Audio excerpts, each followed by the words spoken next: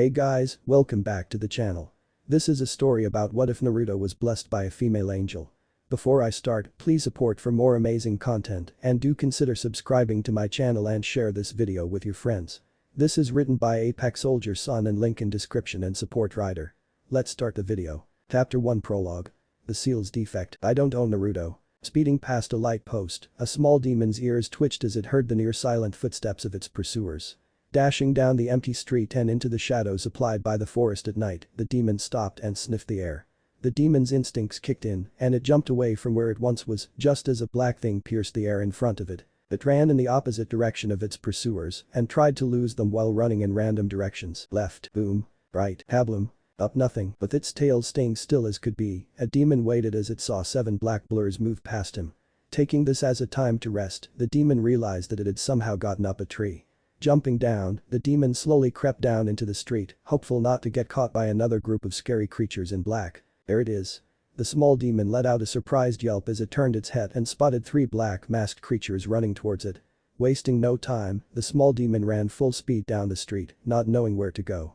It was dark, the glowing circle in the sky was not as bright as it was earlier and looked smaller. It didn't matter, the small demon knew it was only a matter of time before it was captured. If only. The image of a girl no older than him, staring down with her hair in the way of her eyes, appeared in the demon's mind. The image was a bit shadowy, but from what the demon knew, she reminded it of a certain flower, mostly due to her scent. That's what the demon was currently looking for, the girl in its mind. Pain. Nkakik no jutsu. A voice sounded off as the demon felt the temperature rise greatly. Looking back, the demon barely jumped out of the way of the menacing fireball. Continuing on, the small demon felt its eyes let out small drops of tears. With its instincts working on overtime, the demon jumped up into the air just as the earth under it started to crumble. The demon landed in a narrow passage and stopped short of hitting a vertical wall. It turned around and saw that it was cornered by one black creature. The black creature started to move its hands in an odd manner before it brought one of its hands up and sucked in a breath. Hain. Nkakik no jutsu. The black creature said, and the smaller demon just stood there, waiting as the giant fireball made its way to it. The black creature smirked as it saw the small demon be enveloped by the flame it created.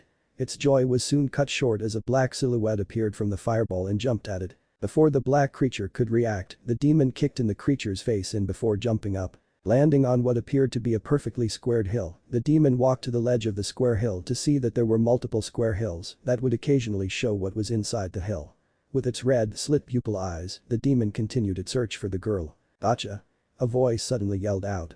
The demon barked as it felt something wrap around its torso and immediately began to struggle under the hold of the other black scary creatures. After losing some feeling in its torso, the demon bit down on the black creature and after being released, it ran off into the street and between the squared hills. Up with the other black creatures, they each tensed and stood at attention as a cloud of smoke appeared in the center of their formation. Did you manage to catch him, Tori bird? An elderly man said in white robes and white hat with the symbol for fire on it. The Anbu identified as Bird bowed down on one knee. No, Hokage-sama. Nezumi rat was able to hold on to Naruto for only a few seconds before he bit his arm and ran off. The third scowled, that wasn't good news. He had heard from one of the Anbu stationed to protect the 9-year-old that Naruto was on the floor squirming, almost like he was having a seizure. When Hiruzen came to the boy's apartment, he saw that the whole thing was trashed. There were claw marks on the floorboards, on the door, even on the walls. He also saw that the furniture were burned and cut up. Kuma bear. Hiruzen said in a commanding tone. Immediately, the Anbu with a bear mask was kneeling in front of the elder cage. You were stationed to protect the young hero, were you not? Hiruzen asked and the Anbu hesitated as he nodded. Yes, Hokage-sama. The Anbu answered. Then why were there burn marks on the furniture in the young boy's room? The Anbu didn't answer, he knew he was caught. Lock him up. The other 2 Anbu grabbed Kuma and disappeared in a puff of smoke.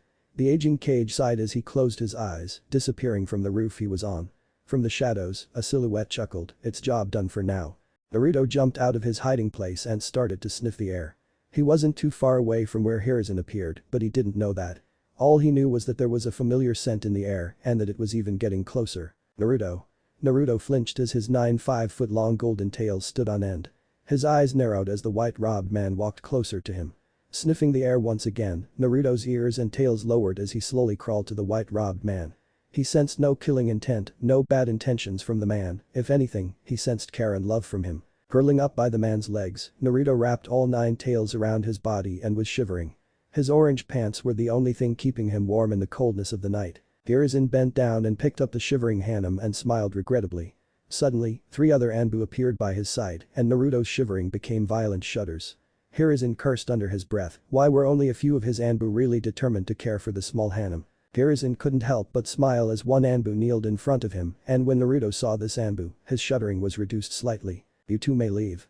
Hiruzen ordered the 2 Anbu in back of him and they nodded before disappearing. Hokage-sama, I have informed the other Anbu of young Naruto's capture and they have returned to base. The Anbu informed Hiruzen. He nodded as he placed a hand on the Anbu's left shoulder. Rise Kakashi, we are alone. Kakashi nodded as he stood up and removed his dog mask. Kakashi's eye smiled as his left eye and lower face were covered by bandages.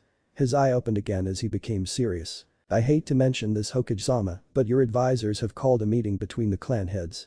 From what I know, some clan heads have complained about Naruto's unstable behavior lately and demanded a meeting between them, your advisors and yourself. Kakashi said and Hiruzen sighed. How did they find out about Naruto's odd behavior?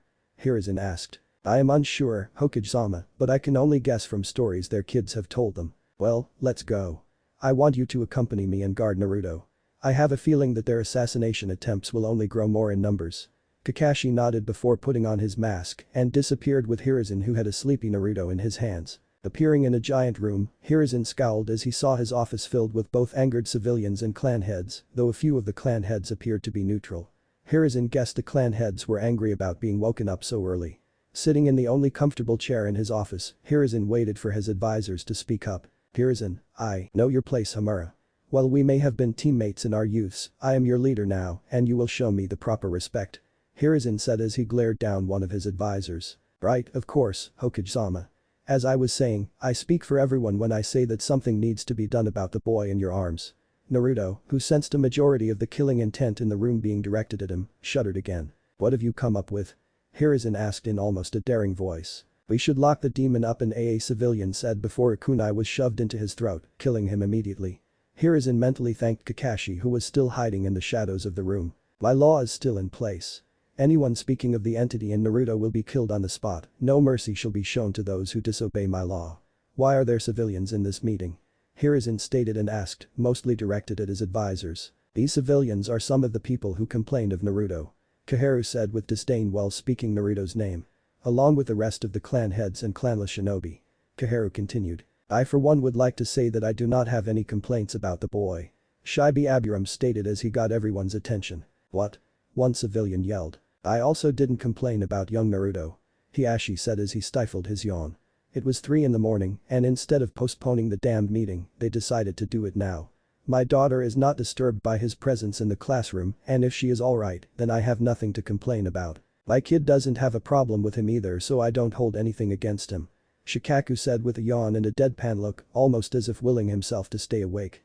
A larger man nodded, along with another man with blonde hair. Look at him, he's starting to look like it. A man with brown hair yelled. Uruno-san, please lower your voice. Hiruzen said in a no-nonsense tone. The man frowned as he refrained from yelling at Hiruzen. The only thing that annoys me is his scent, he smells like a dirty fox. Tsu Minyazuka said as she covered her nose. Naruto, intentionally or not, tensed his muscles as he let out a loud yawn. A warm smile appeared on Hiruzen's lips while the civilians and Ikaku Haruno scowled. You see? His fangs, that is simply too sharp to be human. Ikaku. I will not repeat myself. If you cannot lower your voice then I will have my Anbu escort you home. Hiruzen said, flaring his killing intent to intimidate the man. Ikaku scowled but didn't do anything else. I will get right to the point Hokage-sama, this boy has caused too much trouble. I am unsure what has happened to his seal, but it appears to me that he has fused with his entity. We do not know if he is a danger to everyone in this village. We were lucky that his transformation happened at night when most were asleep, but will the outcome be the same during the day? Kaharu asked and Hiruzen didn't reply, knowing there was some truth in those words. All we are suggesting is that we contain him in a controlled environment so he may not harm anyone. Hamura said. Or himself. He added after seeing the Hokage glare at him. How about we leave the boy under my care? A man who was, for lack of a better term, mummified except for his left eye proposed. Hiruzen tightened his hold on Naruto as he leveled the mummified warhawk with a glare. You are in no place to care for a child Dansm. Who knows what things you might try on this poor adolescent? Hiruzen said, denying Dansm's proposal. Well, let's either leave him with me or lock him up in a cage of some sort. Dansm retorted and many of the clan heads and civilians nodded at that prospect. Lock him up like the animal he is. That's a great idea. Place the cage in the center of the village. Be quiet. Everyone in the room became silent as Hiruzen stared at the one who just yelled in shock. You people disgust me. How dare you treat the Yondame's legacy like a traitor? Like an animal to be put on display as if it had no feelings. Hiashi shouted, mostly at the civilians who were suggesting doing the things mentioned before to Naruto. What nonsense do you speak of Hyuga? The Yondame never had a spouse and never had a kid either. The Kaku said in angered disbelief. Hiashi activated his Genjutsu as he stared angrily at the husband of Konoha's infamous pink banshee and father of the future banshee. I speak only the truth, Haruno. I knew the Yondame well enough, Hiashi retorted, but wasn't given enough time to finish. Hiashi, that is enough, we will discuss this at another time period. For now, we will all return to our homes and no Hokage-sama, we will not leave until we know that the boy will not go on another rampage. Either he is locked in a cage or is executed. Koharu said and Hiruzen stood, tired of all the crap everyone was giving him. I will not execute him. Hiruzen openly denied and Hamura nodded. Then it is decided. He is to be locked in a cage to ensure that he will not go on another rampage. Hamura stated as all of the civilians cheered, though they were clearly a bit disappointed Naruto wouldn't be executed. A majority of the clan heads could only regretfully agree, knowing this was the best they could do for the little boy for now. However, Hiashi and Hiruzen were not happy about this. Hold on, I am the Hokage and I make the final decision. Hiruzen roared, but Koharu and Hamura only shook their heads. We are sorry to inform you, Hiruzen, but even if you are the Hokage, if we of the council, Koharu and I, see that your decision isn't for the better of the village, we may change the decision. What do you suggest we do to prevent him from going berserk on the village again? Hamura asked in a demanding tone. Hiruzen opened his mouth, but not a sound came out. He was stumped, what could he do? He could not keep him since the village would think he was playing favorites, especially with the village's pariah. If this were to happen, he would lose his title, and all hope for Naruto would be lost along with his job. Would caging Naruto until a better thought arose be better? Hiruzen looked down at his surrogate grandson as the fox boy slept comfortably in his arms. What other choice did he have besides execution? Sighing, the old man clenched his fist as he started to steadily rock Naruto in his arms. I'm sorry, Naruto, I'm sorry, Minato. I have failed both of you.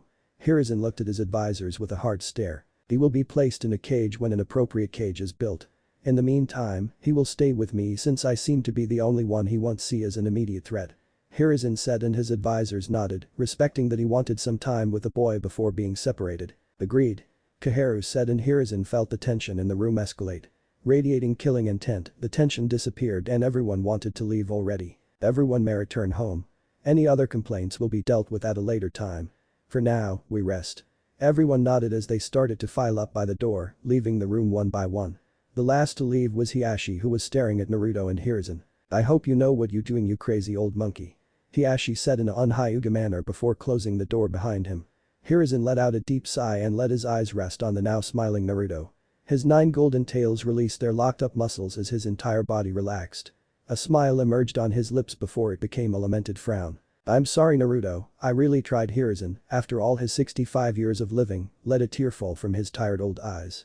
He had cried when one of his boys died, he had cried when his wife died, however, this tear was one of regret and helplessness. He opened his eyes when one of Naruto's tails wiped away the tear from his face. He spotted Naruto smiling sleepily at him with an expression that Hiruzen registered as you tried your best. Do you understand me, Naruto? Hiruzen asked and Naruto's smile widened a bit before he let out a tired yip. Hiruzen smiled as he continued to hold Naruto in his arms and Naruto's eyes closed for the final time that night as he drifted off to sleep. I hope one day you will be free from this hell you're going through. Hiruzen whispered so as not to wake the sleeping child in his arms. Kakashi appeared before Hiruzen with his mask off and staring softly at Naruto. I want you to tell Kurenai to meet me in my office at 10 in the morning. I have a mission for her. Kakashi nodded as he disappeared to go do what he was just assigned to do. Kurenai was one of the best peaceful choices and Hiruzen couldn't think of anyone else who could do this besides Kakashi, but he was needed in Anbu. She had to do this and she was going to do it whether she wanted to or not. Chapter 2. Naruto-kun, what happened? I don't own Naruto. Hiruzen sighed as the paperwork for Naruto's new home was being dealt with. The ideas, blueprints and schematics he was receiving from many civilians were all horrible and sickening in Hiruzen's mind and they were immediately thrown away, discarded as nothing but junk mail. It's been a week since Naruto's incident and the village's artisans have been working non-stop to finish the cage already chosen to keep Naruto in. Hiruzen looked down at his surrogate grandson and watched him lay as still as he could while his tails were occasionally moving from side to side. The expression on Naruto's face said it all, he knew what was happening and he was saddened by it. Hiruzen wasn't sure how he knew, but either way, there wasn't much he could do to stop it. He seemed to give up on life, almost as if he would gladly die at any moment just so the sadness he felt would leave him. Why were the good always punished and pushed aside by the undeserving bastards that walk this earth?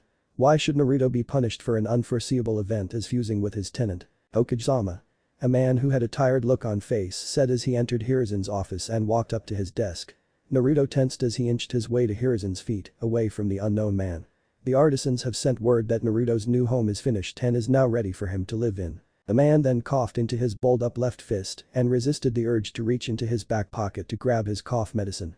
Hiruzen inwardly scowled, but the sick man only saw an unreadable expression on the elder before he nodded. "Thank you, Hayate, you're dismissed."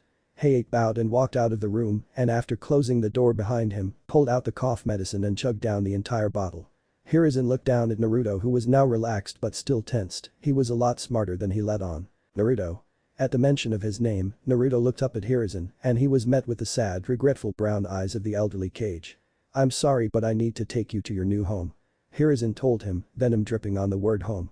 No, what Naruto was going to be living in was anything but a home, more like an animal's pen at a low-class zoo. That mocked the word home, yet was easily labeled as one by the idiotic and closed-minded fools that inhabited this village. Naruto, in response, let out an almost inaudible whine before raising himself off the ground and walking on all fours to the door and waiting for Hiruzen to open it. With a heavy heart, Hiruzen walked up to Naruto, lifted him off the ground and gave him a hug. Naruto tensed, never given a hug in his life, so this was all new to him. "I'm sorry Naruto." Before anything else could be said, Hiruzen knocked Naruto out with a quick poke to a pressure point. With the now limp and unconscious boy in his arms, Hiruzen sighed before he disappeared from his office and headed for Naruto's new prison. The pain, the wound, the blood. Something had to be done about it, but what? It was not yet lunchtime, and the next break wasn't for another half hour, but if left unattended for another 10 minutes, death was an assured result. Blood just wouldn't stop guzzling out of the opening, and the side effects of not having sufficient blood in the body was starting to take effect. If something wasn't done soon. Hinata. Looking up at the one who called her name, Hinata was met with cold, unforgiving pale eyes common in her clan. "Why are you daydreaming?" One of the elders in her clan generously offered to train her, seeing as her father was on the brink of giving up on her. That was a week ago when they were training on the basics of the Jyuukin. Now they were one evading and/or parrying kunai and other sharp instruments of steel and metal. Grabbing her left arm softly, Hinata wobbly bowed down and resisted the urge to just fall flat on her face. I'm sorry elder, but my wound needs to be tended T2. Hinata stuttered out, even worse than usual. With the state she was in, she wouldn't mind the elder knocking her unconscious like he did yesterday, after a supposed spar maybe then she'd escape as hell she was told was her home. She'd spit on that word if it wasn't for the fact that 1, it wasn't becoming of the Hyuga heiress and 2, she just didn't have drive to do something like that. No matter what was done to her, her shy and kind attitude prevented her from doing anything mean and/or wrong. Home, what was the true meaning of the word home? A house, apartment or other shelter that is the usual residence of a person, family or household, the place in which one's domestic affections are centered. Is this considered home to her? No, simple as that, where she currently resided in was not a home, but a personalized hell where many of her so-called family were actually her persecutors. To her, home would be a place she would sleep in every night and wake up with a sense of peace and serenity, not dread and suspicion. Home would be waking up to a nice and happy family or maybe even waking next to Naruto.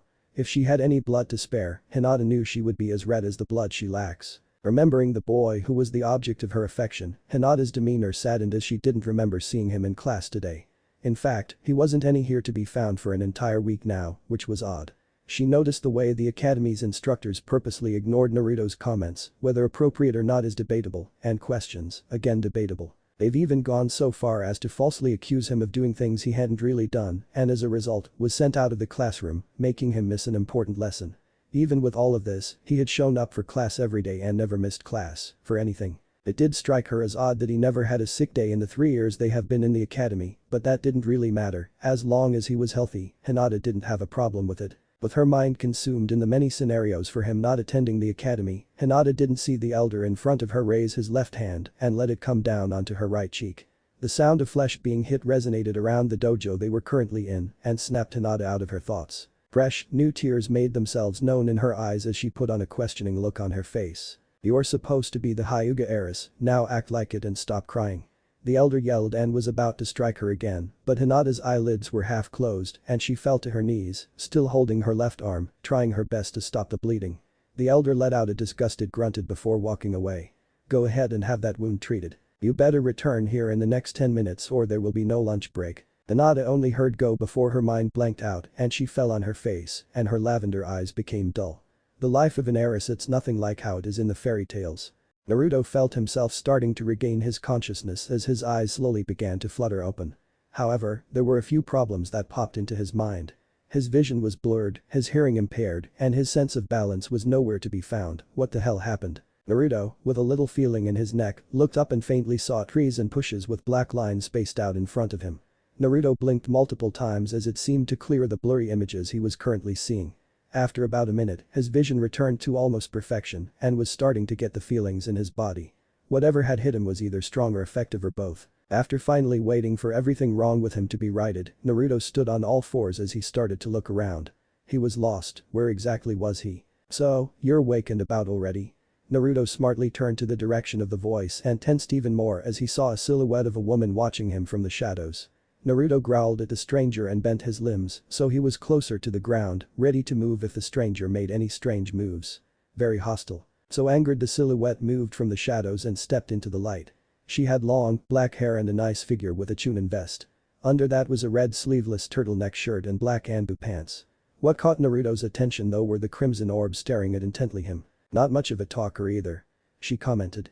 Naruto watched as she kept her distance from him while also getting as close as she could without provoking him.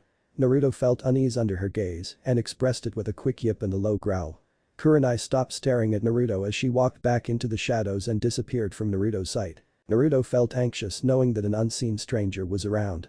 His eyes were glued to the area where he last saw Kurenai until he felt her move more to the left. Kurenai was amazed that the small boy in front of her was able to track her down even while hidden. Not even other chunins were able to find her as quickly, and no matter how fast or devious she was, he'd continue to track her exact location without hesitation. This boy would make a great tracker one day should he actually become a shinobi, something she decided to make a mental note of. Kurenai decided that instead of continuing to pointlessly test Naruto's tracking skills, to take in her surroundings. She wasn't sure why she was in the cage with Naruto, but whatever pays the bills. The cage was decently large enough for maybe 1 or 2 elephants to live in without having space problems. There was a tree to the right of her and makeshift tower of boulders on the end of the cage where she guessed was Naruto's new home. There was a small entrance on the left side and inside was a futon and what Kurenai thinks is a toilet, but she couldn't be too sure. However, the worst thing about this place was not what was inside the cage, but where the cage was located. She watched in disgust as many walked by the cage and smirked victorious at the confused demon. How could they just stick his cage out near Konoha's shopping district? Such a thing was cruel and stupid. It would not be long before Naruto's fellow classmates would find him like this and everything in his life will drastically change, though it's not as if it wasn't already. Kurenai swore the Hokage mentioned to her that his cage would be in a secluded training ground where no one would know he was there. She closed her eyes as she guessed that it was the civilian's idea to put it here. She sprang her eyes open when she sensed someone getting close to the cage.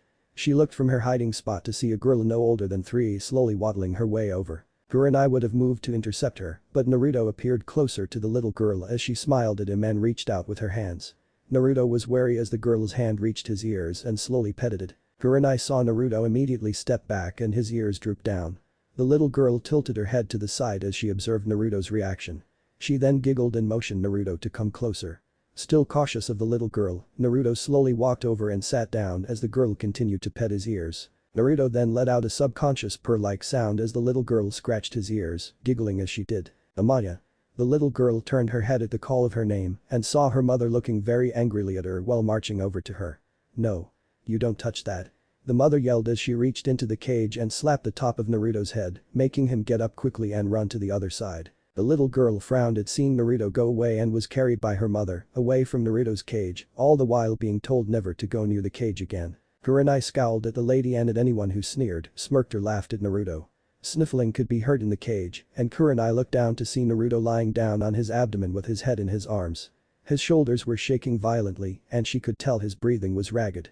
He was crying. Kurenai didn't know Naruto very well or at all for that matter, but watching the small demon cry his little heart out now was too much to bear. However, she dared not go to him, she wasn't sure whether or not he saw her as a threat or not, and if he did, she would surely be dead within the minute. All she could do was give her sympathies from a distance and lower her opinion of the civilian populace. Oh my. Kurenai looked up and her eyes widened as she saw who just yelled that. Yup, this was not going to end well. Hinata woke up at the sounds of muffled murmuring, whoever was speaking was not happy. She slowly opened her eyes as she cleared her vision and looked around the room she was in. It was a white room and was fairly empty except for a second bed to her left, a curtain separating the bed from her and two doors on the opposite side of the room. Hinata guessed if she was where she thought she was, one door led to a hallway while the other led to the bathroom. Hinata lifted her left arm but felt something wrapped tightly around it, making its mobility limited. She looked at her left arm and saw gauze wrapped around the wound she received early.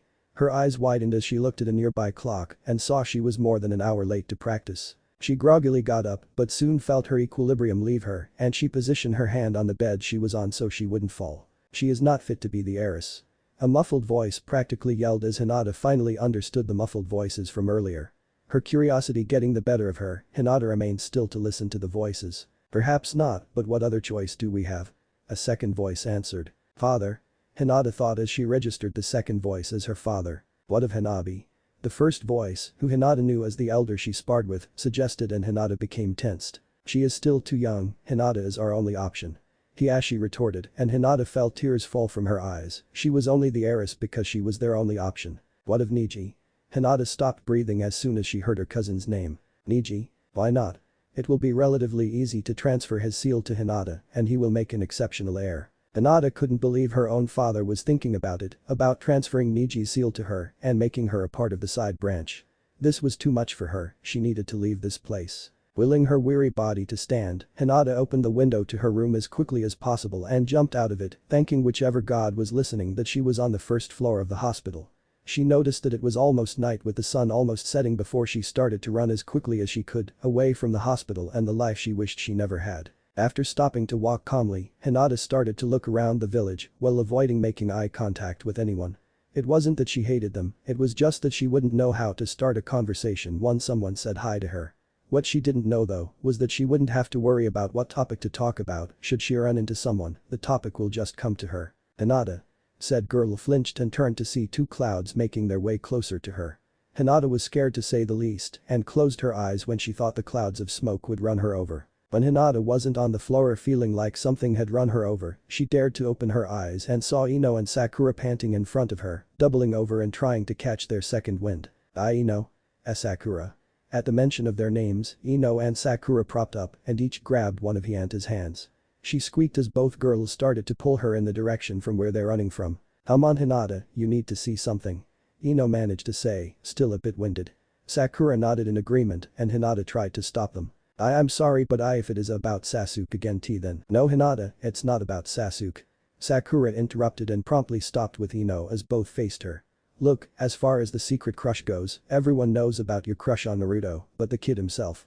Hinata blushed and after getting her hands back, began to touch the tip of her index fingers together. Is it that obvious? She asked, almost fearful to hear the reply. Hi, it is. Both girls answered, deadpanned. Sakura was the first to snap out of it and gripped Hinata's hand once again. Still, what we want to show you will shock you. It's about Naruto. Ino stated and Hinata let the words register in her mind as she let herself be dragged by Konoha's top two gossipers in their age group. Naruto Kunch was too busy with her thoughts that she didn't notice that she was being dragged to Konoha's shopping district and then stop in front of a cage. It wasn't until she was shaken out of her thoughts by an anxious Ino that she noticed the seemingly empty cage in front of her. What are we doing here? Her words died in her throat as her breath was hitched in her throat. Appearing from a collection of boulders, a small shadow walked out and had its 9 tails swishing around lazily.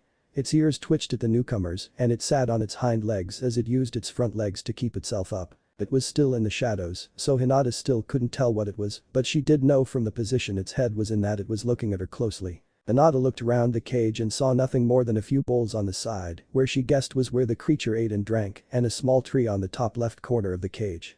Hinata turned to look at Ino and Sakura as their eyes were glued onto the creature in the cage. Why did you bring me here? I thought we were going to see Naruto-kun. No sooner had she said his name did the creature in the cage start moving closer to Hinata, thought she hadn't noticed. We are.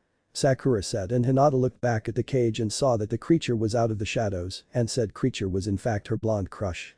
Naruto's blonde hair seemed ruffled and a bit dirty and his ears were drooped down and golden, like his hair. His sad crimson eyes were looking at Hinata as he placed his whisker-marked cheeks against the cold hard steel bars. His claws were going through the cage and were hanging off the edge, wanting to get closer to Hinata. Then Naruto-kun WW what happened? She stammered as Naruto suddenly got eager to exit the cage as he whined and tried to force himself through the gap between the cage's bars.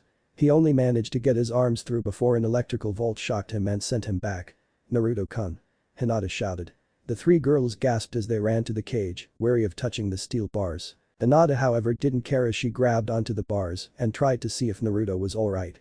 Naruto-kun. From the distance, Hinata saw Naruto's shadow unstably get up and then fall back down.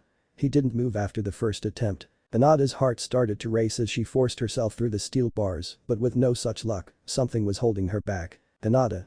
Ino and Sakura shouted as they held Hinata by her shirt. Are you crazy? They shouted again. Hey, those girls need help. Oh no, the Hyuga heiress is stuck and it's all the demon's fault. A man shouted and a whole crowd of people started to accumulate near Naruto's cage. Grumbling and angry shouts were heard through the crowd as its size grew until practically all civilians were there. They yelled for the demon's death or for him to be tortured, shocking Ino and Sakura. They were then pushed back from the crowd and were as far away from Naruto as they could be. Hinata was still too preoccupied on Naruto's safety that she didn't notice the mob forming behind her. She still thought Sakura and Ino were holding on to her, so she started to kick back, wanting them to let go.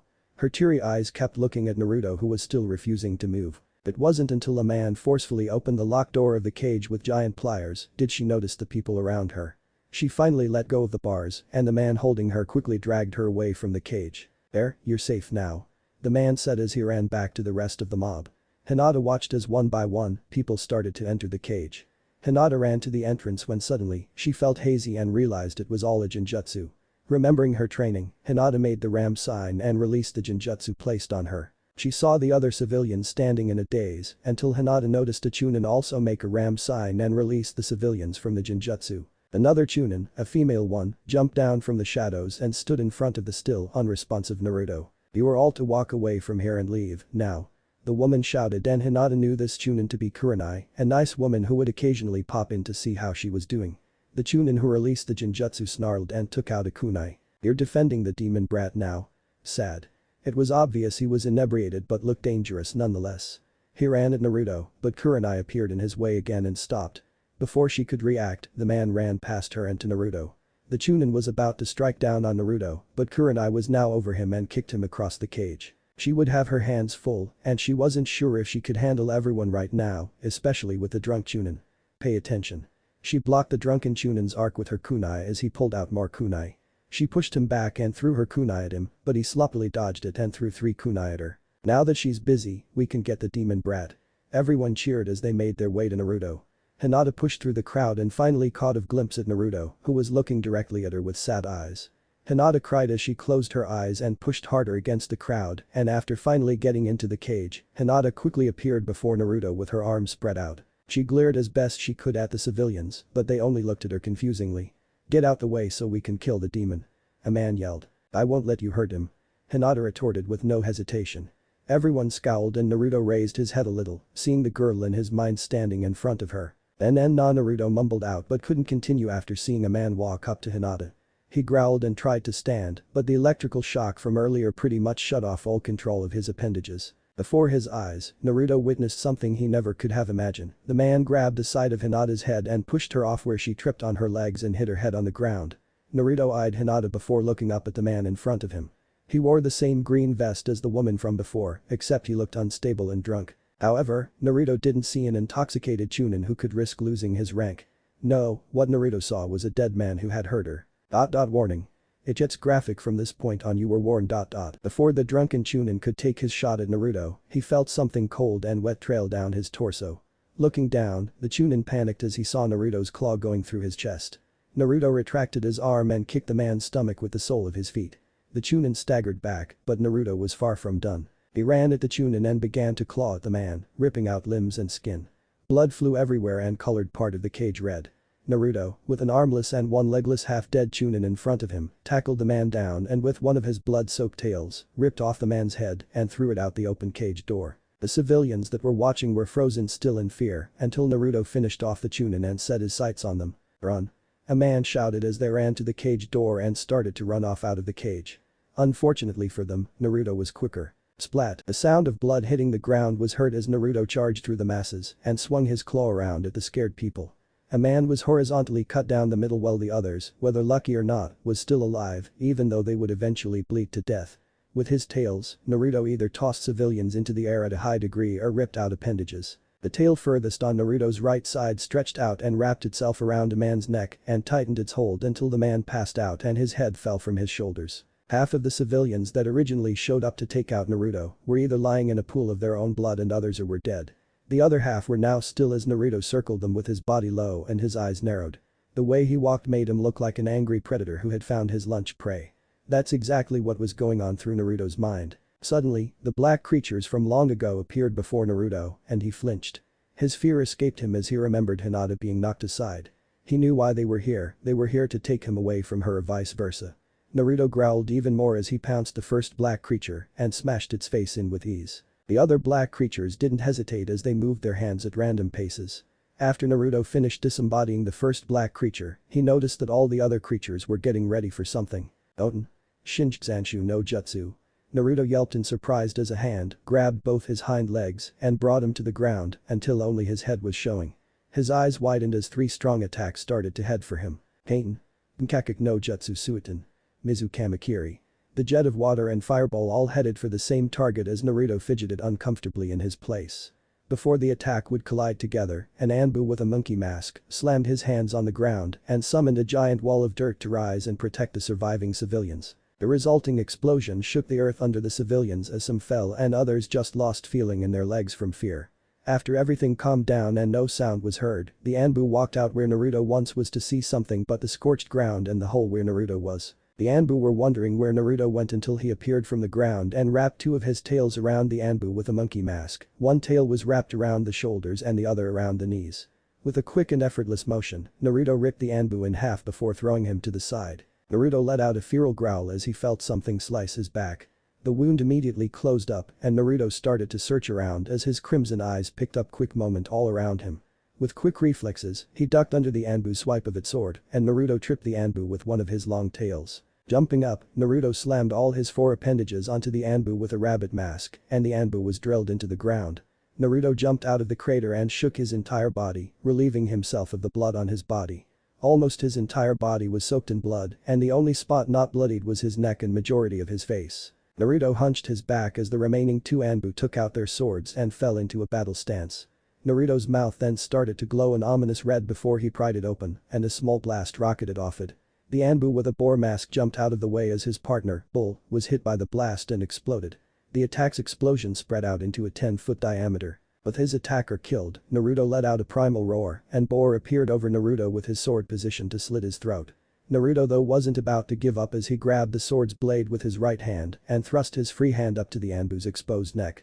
Boar held onto his neck as he was choking on his own blood before finally laying down and dying. Naruto jumped over the wall of dirt and the scared civilians and landed in between the civilians and his cage.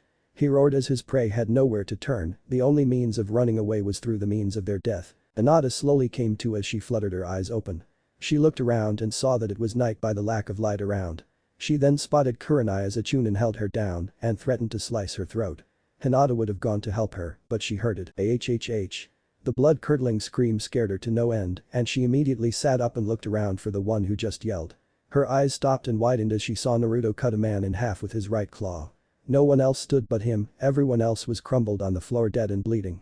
She involuntarily shook as Naruto's eyes scanned the area and landed on her. They were cold and merciless before changing to sad, hopeful and then something else. Hinata. Hinata jumped as she felt someone put a hand on her left shoulder. She looked up to see Kurenai who was breathing deeply and looking at Naruto. "We need to get you out of here," she said, and when Hinata looked back at Naruto, she saw that the look in his eyes returned to rage. He ran in unprecedented speed and appeared before Kurenai before any of the 2 could blink. Kurenai gasped, but her breath was hitched in her throat as Naruto kicked her chest with the bottom of his feet. She flew back and her back hit the bars, knocking any remaining wind out of her. Naruto growled as he slowly made his way to Kurenai, someone wearing a green vest already hurt her, he wasn't about to let another do that again. Hinata watched in fear as Naruto moved as slowly as possible as Kurenai staggered to get her upper body off the ground. All the muscles in Kurenai's body locked as she came eye to eye with Naruto. His eyes pierced through her and it was like he was looking into her soul. Naruto-kun. Without warning, Hinata hugged Naruto's back, preventing him from attacking Kurenai.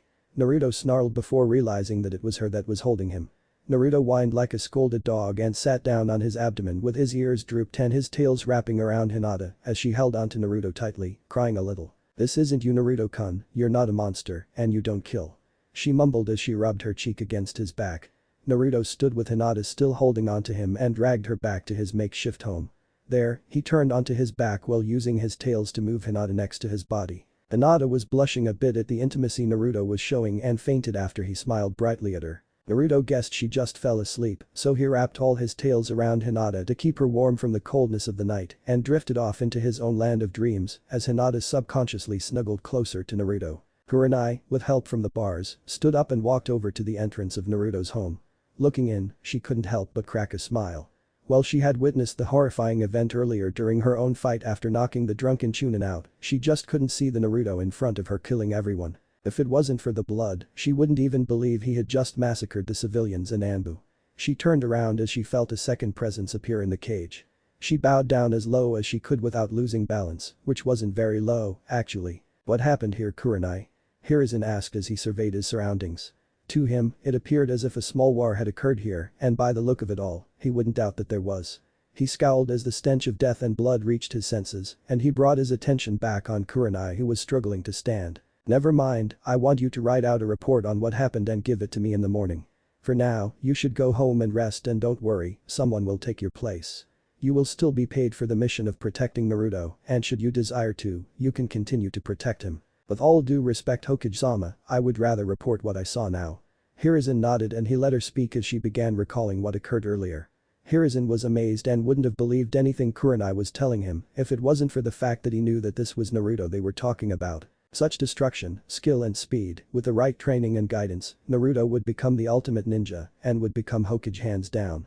However, Hiruzen knew that if the village never accepts him, then his dream would be even more hopeless than it first appeared. "And after he killed the last civilian, he knocked me away from Hinata and would have killed me if Hinata hadn't stopped him. Hokage-sama, there is something I'd like to inform you of." Kurenai took a second to take in a breath before continuing. "I don't think Naruto attacked the civilians because he hated them, I actually think it's because he wanted to protect Hinata." She paused and let her words sink in. "I see what you mean, that would explain it." After Kauta pushed Hinata out of the way and inadvertently knocked her out, Naruto saw him as a threat to her, so he killed him. It's also safe to assume that he saw the rest of the civilians as a threat as well. Hiruzen said and Kurenai nodded. "Where is Hinata?" Hiruzen asked and Kurenai looked back at Naruto's den. Hiruzen followed her eyes and walked to the entrance to Naruto's den and smiled warmly at seeing Naruto wrap his tails protectively around Hinata with a true smile on both their faces. "Hokage-sama, what's going to happen now?" Kurenai asked and Hiruzen's brow furrowed. What was he going to do? This was not going to go well with his advisors. He would need to find out some way to get them to not persecute Naruto. They had already put him in a controlled environment and looked what happened. What Hiruzen needed was someone else who knew how to calm Naruto down, someone like. An idea sprouted in Hiruzen's mind as he called his personal Anbu. An Anbu with a dog mask jumped down from nowhere and kneeled before the aging cage. "Dog, summon Hiashi to my office, as well as my advisors. After you have completed this, return here to guard the two sleeping children." Dog nodded and disappeared as quickly as he had appeared. Hiruzen then looked at Kurenai again. "Kurenai, if you don't mind joining the meeting, I would appreciate you being there to back up my explanation to Hiashi and the advisors." Kurenai nodded. "I would be honored, Hokage-sama." Hiruzen nodded and they waited for Dog who came back 5 minutes after he left. "Now let's go, Kurenai, I'm sure the meeting will be longer than expected and quite taxing on the mind." Hiruzen said as Dog hid in the shadows and both Kurenai and Hiruzen disappeared in a swirl of leaves. From the shadows, Kakashi removes his mask and slowly enters Naruto's den and watches them sleep. Under his bandages, he smiles, but it fades as Naruto begins to wake up. He groggily stares at Kakashi who was as still as can be. He saw the mangled bodies of the other Anbu, and he really didn't want to upset Naruto. However, he hadn't expected Naruto to yawn a bit before his lips twitched upward. It looked like a smile but not a big one. "It seems you've grown fond of her, Naruto." I should know who she is, her dark blue hair is a giveaway to me that she's a Hyuga but her name, Nada." Kakashi's only visible widened as he heard Naruto bark out the name. It was a bit rough and tired but sounded just like his old voice. "Nada Hyuga, that's what you're saying. But how do you know her name?" Kakashi asked and Naruto tilted his head to his left and looked at Kakashi with a confused expression. Kakashi sighed as he leaned back onto the walls. You probably don't know either. Well, as long as you're not going to attack me, there's no point in me hiding." Besides, with that sense of smell, you'd probably find me anyway. Kakashi said as he took out a small book and continued from the last page he was on. Seeing as the book was not going to be a threat to Hinata, Naruto put his head down next to Hinata's and fell back asleep. The Ashi waited expectantly in the Hokage's office. It was practically 9 in the evening. What did the Hokage want with him? He was not in a good mood, and the fact that the old fart of an elder pushed it earlier did not help. Hiashi inwardly scowled as he remembered the elder telling him to replace Hinata with Niji. He didn't hate the boy, but he wasn't about to have his eldest daughter get the seal placed on her. The only reason he led the elder on that he thought his daughter was weak was because if he made the wrong decision, his place as clan head could be removed and all hope for Hinata would go away with his position. Add the fact that his daughter ran away from her hospital room, Hiashi was, for lack of a better word, pissed. As let out an inaudible sigh, he wondered if anyone else knew this pain. A sneeze from behind the door alerted Hiashi and the advisors that someone was here. The door opened a few seconds later and Hiashi was surprised to see Kurenai walking behind the Hokage. When they made eye contact, Hiashi noticed the anger she held in her eyes. He wasn't surprised, while playing the part of an angered and disappointed father, he had made a bad first impression on Kurenai. Good evening and I thank you for coming to the meeting. I am sorry if I have interrupted anything but this is important. Hiruzen said and everyone nodded. Now, I'm sure by now word has spread about tonight's earlier events. Koharu and Homura nodded, but Hiashi looked confused. I was not informed about what happened. He stated. Since it is late, I will tell you the gist of what happened, you two should listen as well as you did not receive all the details. Hiashi, it appeared as though your daughter has found out about Naruto's transformation and was dragged to his cage by 2 of her classmates. There, some villager thought she was being held against her will by Naruto, so said villager formed a mob to attack Naruto. Hinata's 2 classmates left as they saw the mob forming, but Hinata was oblivious. After she was pried from the cage, she noticed that they were going to attack Naruto, but Kurenai intercepted the first drunken Chunin, who was going to attack Naruto and engaged in a fight. Hinata then moved in front of the group of civilians just as they were about to strike Naruto, but a second Chunin pushed her away, unintentionally knocking the girl unconscious. After Hiruzen said this, he could have sworn he saw Hiashi's muscles in his arms tense before relaxing. Naruto, who at the time was motionless from a shocking the cage gave him, saw her get hurt and went into a rampage, seeing the drunken Chunin as a threat to Hinata. After that, well, he generally slaughtered the Chunin and civilians. Even my Anbu were helpless against the rampaging boy. After they were all killed, Naruto mistook Kurenai as a threat because she wore the same vest as the Chunin who hurt Hinata and attacked her. It was only because of Hinata that Kurenai is standing by my side right now. That, Hiashi, is what happened earlier today. Hiashi's expression was stoic, but Hiruzen knew he was surprised. He turned his sights to Kurenai who nodded her head in agreement. It's true, everything that was said happened. Kurenai said. Hiruzen then faced his advisors and looked at them intently. The idea to keep Naruto in a controlled environment was an excellent idea and I still agree with it. However, the method of which was used was anything but excellent. As you know, that idea backfired on us and even more of my villagers are now fertilizer. Hiruzen said in a scolding tone. Then what have you come up with, Hiruzen? Koharu asked and the smile on Hiruzen's face told everyone that he had an idea. I feel that Naruto should be monitored and be beside someone at all times until he is capable of thinking on his own or more human, whichever's better. Hiruzen let his words sink into the advisor's mind before continuing. I, unfortunately, cannot always have Naruto by my side since I am the Hokage and cannot show favoritism. However, I do know someone that can monitor him and make sure he doesn't attack anyone. Something clicked in Hiashi's mind and he knew who Hiruzen was talking about. I see you have figured it out, Hiashi. Koharu and Homura later got it and were a bit skeptical about it. How do we know he won't attack her? Koharu asked doubtfully. If she could stop him from attacking, why would he attack her? Besides, it is not entirely my choice. I am letting Hiashi decide if Hinata should or should not be Naruto's keeper, Hiruzen said, putting air quotes around keeper. Hiashi had a contemplative look as he thought over the situation. I am not sure the elders will like this. Hiashi commented. They cannot disagree with it if it is classified as a mission. Hinata Hyuga, even though she is not one of my shinobi yet, will be given the task of watching over Naruto to ensure that he does not go on a rampage. So Hiashi, since you are Hinata's father, what do you say? Hiashi sighed as he thought it over. With what he was just told, he would be crazy to trust his daughter with a psychotic killing machine. However, Naruto was no average killing machine. I suppose that it is acceptable so long as Naruto behaves. Hiashi said and Hiruzen nodded his head. With Hinata with him I'm sure he'll be on his best behavior. Now that that's settled, you all may leave and get some rest for tomorrow is the start of a new day. Hiruzen said and everyone bowed to him and started to walk out of the room. He let out a content sigh, at least now Naruto had a chance at happiness and he hoped he wouldn't ruin it. Chapter 3. bringing him home. I don't own Naruto. Kakashi yawned loudly as he covered his mouth with his left hand. He turned his only eye to the sleeping pair and for the 10th time in the last hour, he chuckled. He looked out Naruto's den and saw the sun start to rise.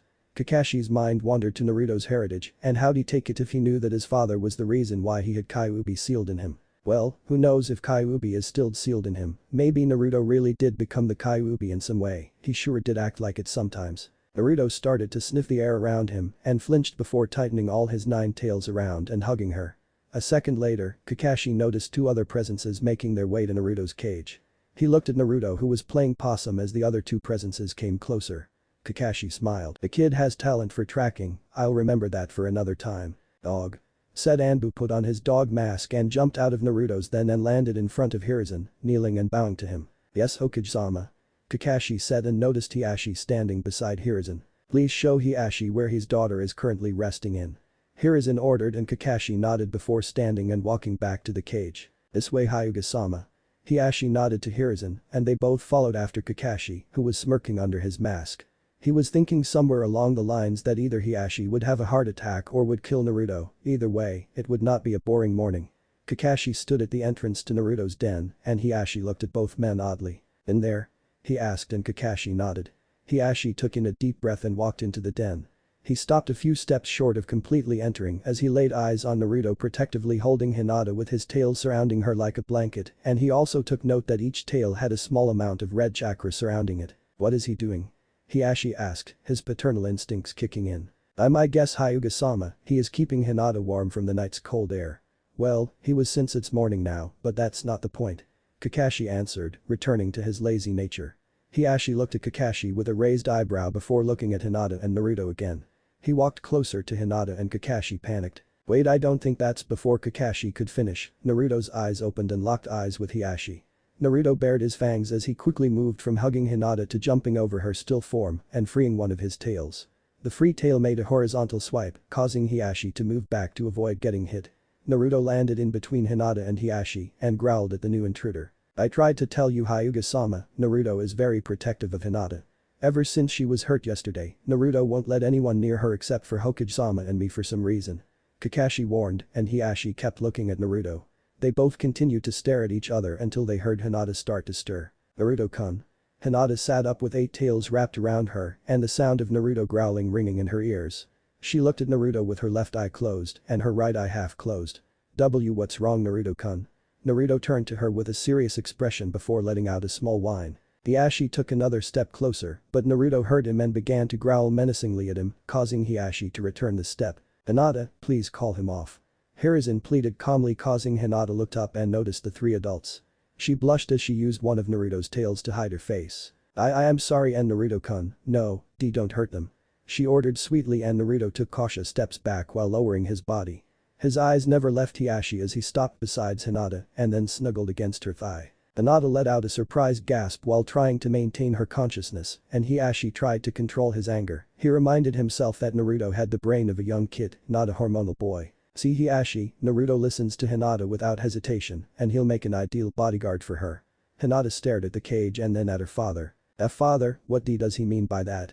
Hinata asked. I have decided, for your and the village's safety, that Naruto will follow you around at all times. Hinata's eyes widened and then looked at Naruto. He wasn't growling, but he was on alert as he let his head rest on Hinata's thigh, his eyes never leaving Hiashi. As in all the tea time? Hinata asked and Hiashi and Hiruzen nodded. Hinata didn't utter another word as she let her mind wander with the idea of her crush, spending every waking and sleeping moment with her. After a while, Hiashi and Hiruzen looked at each other oddly as they saw Hinata space out. Hiashi and Hiruzen walked over to the 2, but Naruto stopped them dead in their tracks. Okay Naruto, calm down, we won't hurt Hinata. Hiruzen said, hoping to calm Naruto down. Hiashi watched as Naruto was studying Hiruzen before backing down. Hiashi let out an inaudible sigh and walked up to Hinata, on the opposite side from where Naruto was. He wasn't afraid of the demon child, just better to not cause a fight so early in the morning. Hinata. This seemed to nap Hinata out of her thoughts because as soon as she did, she blushed and looked at Hiashi with a confused expression. Let's go home, you still have to go to the academy today. Hinata nodded as she stood with a bit of a wobble. Naruto used one of his tails to hold her up and another as a sort of armrest so she could stand more firmly. Thank you Naruto-kun. Hinata said with a shy smile and Naruto let out a happy yip. Hinata giggled and Hiashi smirked, he had never heard his daughter giggle so happily before. At least, not since Hyuga-sama, the others are leaving. Hiashi looked up and saw Kakashi pointing at Hiruzen who was walking besides Hinata and Naruto. Hiashi's sweat dropped as he started to follow them, no one waits for him anymore. Hinata stared at the closed door in front of her with fear of the unknown, how will they take it? Will they be angry, worried, scared, angry and hateful, annoyed angry? Naruto whined as he nudged Hinata's leg from the side. She looked down and saw him sitting by her side obediently and expectantly.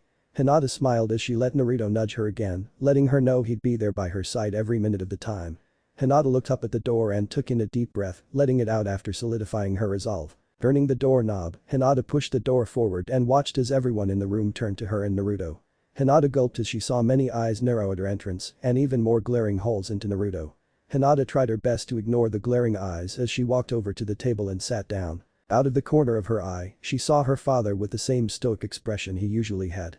She remembered well what he expected from her. After they reached the compound, Hiashi had told her to sneak Naruto to her room and wait for his order to come to the dining room while he and Hiruzen talked about Naruto's stay with the elders. Hinata swore she heard glass breaking and many angered shouts of protest. Of course, the shouts didn't last long since an immeasurable amount of killing intent consumed the compound and shut everyone up. As soon as Yoko, a female branch member, knocked on her door, Hinata knew it was time to go downstairs with Naruto. So now here she was, sitting on a futon while Naruto sat on all fours with his upper torso up as the elders and some of the other adults glared at both of them. Not exactly a wonderful way to start the morning, but not much she could do about it. I'm sorry but this is unacceptable. An elder said as he stood up and intensified his glare on Naruto and Hinata. Coincidentally enough, it was the same elder that would spar with Hinata. We cannot let that roam our home as if it did not murder all those people long ago. The man stated calmly, although it looked like he would snap soon. Hinata looked at the elder like he was an idiot, was yesterday really that long ago? Akio, sit down. Was the only thing Hiashi said quietly, but the force and anger behind it spoke volumes. No, I will not sit down. Akio finally snapped. If it wasn't bad enough, we have it guarding our heiress who can't even defend herself. The man shouted, mainly at the mention too. Naruto, feeling the hate coming from the man, started to growl as he fell into a defensive position. Oh, what are you going to do? Akio asked smugly and Naruto barked loudly, scaring everyone in the room and causing Hinata to subconsciously grab onto Naruto's shirt collar. Naruto looked up and noticed that Hinata had a sad concentrated look. Do not provoke him, Akio. Hiashi warned, but Akio only snorted. What can this brat do? He's probably only a bit stronger than Hinata, but that's not saying much. Naruto growled louder as red chakra started to leak out and wrap around his claws. His red eyes left Hinata's crying eyes and focused on the elder who caused her to cry. Only one thing was going on in Naruto's mind and that was this. The man was going to die. With reflexes only those with experience had, Akio jumped back just as Naruto appeared in front of him and brought his sharp claws down smartly. Naruto let out a primal growl as he disappeared in front of everyone's eyes. Hinata watched as Akio managed to dodge most of Naruto's advances. You'll have to do better than that, fox boy, I'm not like those weak villagers. Akio commented smugly, and what happened next could best be described by an old saying. Be careful what you wish for. Naruto, seeing as he'd need a new way to approach the threat, let the red chakra on his arm stretch out and grab Akio, who wasn't expecting Naruto to do that. Naruto, with a foxy grin on his face, reared his hand back and wrapped all 9 tails around Akio, almost covering every inch of his body. Hinata snapped out of her stupor and stood and ran to Naruto, who was applying pressure to the trapped elder. And no, Naruto-kun, don't kill him. Naruto looked down at Hinata and saw the look in her eye. He hesitated for a moment, but after a second, he closed his red eyes and released Akio from the air. Akio landed hard as his face implanted on the hardwood floor. He was coughing as he tried to take in some air. Akio looked at Naruto with fear and hatred in his eyes, astonished by the insane strength his tails had. Hinata was hugging Naruto's neck while she cried into his shoulder. Please Naruto-kun, don't kill in my name and not for me. Please, I'm not worth it. Naruto had his fox ears down and was looking at the floor, his expression matching with one of a scolded child. This moment in his life, the words being said, the things he saw, everything was being engraved into Naruto's mind.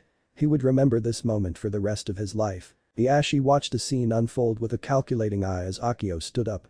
His legs were trembling, but his face was contorted in embarrassment and fury. Why do you only watched? The boy has attacked me.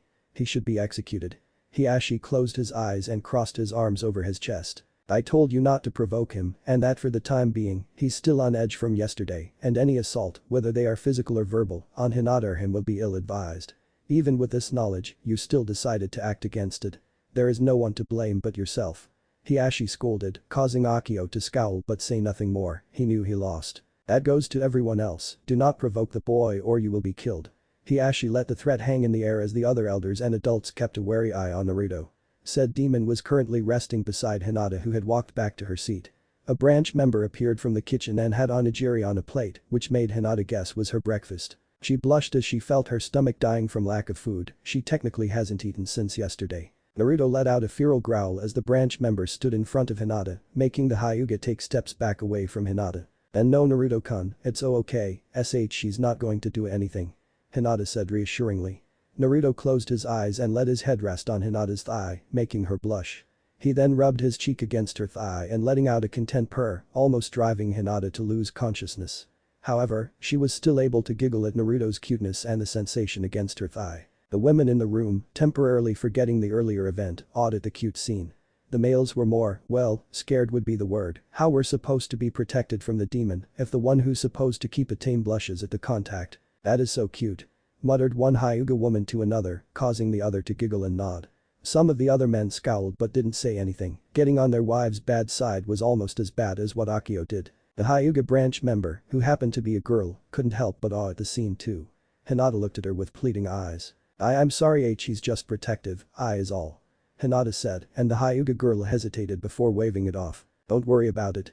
Besides, I understand, boyfriends could be so overprotective sometimes. The Hyuga girl teased with a wink and Hinata blushed. Hinata thought she heard someone coughing, almost choking, and also someone getting up. Hyuga-sama. But Hinata was too engrossed with her thoughts of Naruto as her boyfriend. She looked down at Naruto, who was also served breakfast, though it looked more like something that was found at the bottom of the refrigerator. Even Naruto knew that it was a bad idea to eat that slop. Hinata gave Naruto one of her onigiri and he started to eat it from her hand like a dog. Hinata giggled as she felt Naruto's wet tongue clean her hand from the leftover rice. Hinata, it is getting late and the academy starts soon. Take your breakfast with you, you're going to need all the energy you can get. Hinata looked at her father and nodded obediently as she stood and headed to her room to her bag. Naruto followed after her, but not before stealing another onigiri. He smiled with his eyes closed as he followed Hinata, the onigiri already getting consumed by the happy fox. Naruto-kun. Naruto looked up at her and knew he was caught. He chuckled as he ran past Hinata and to her room that was on the second floor.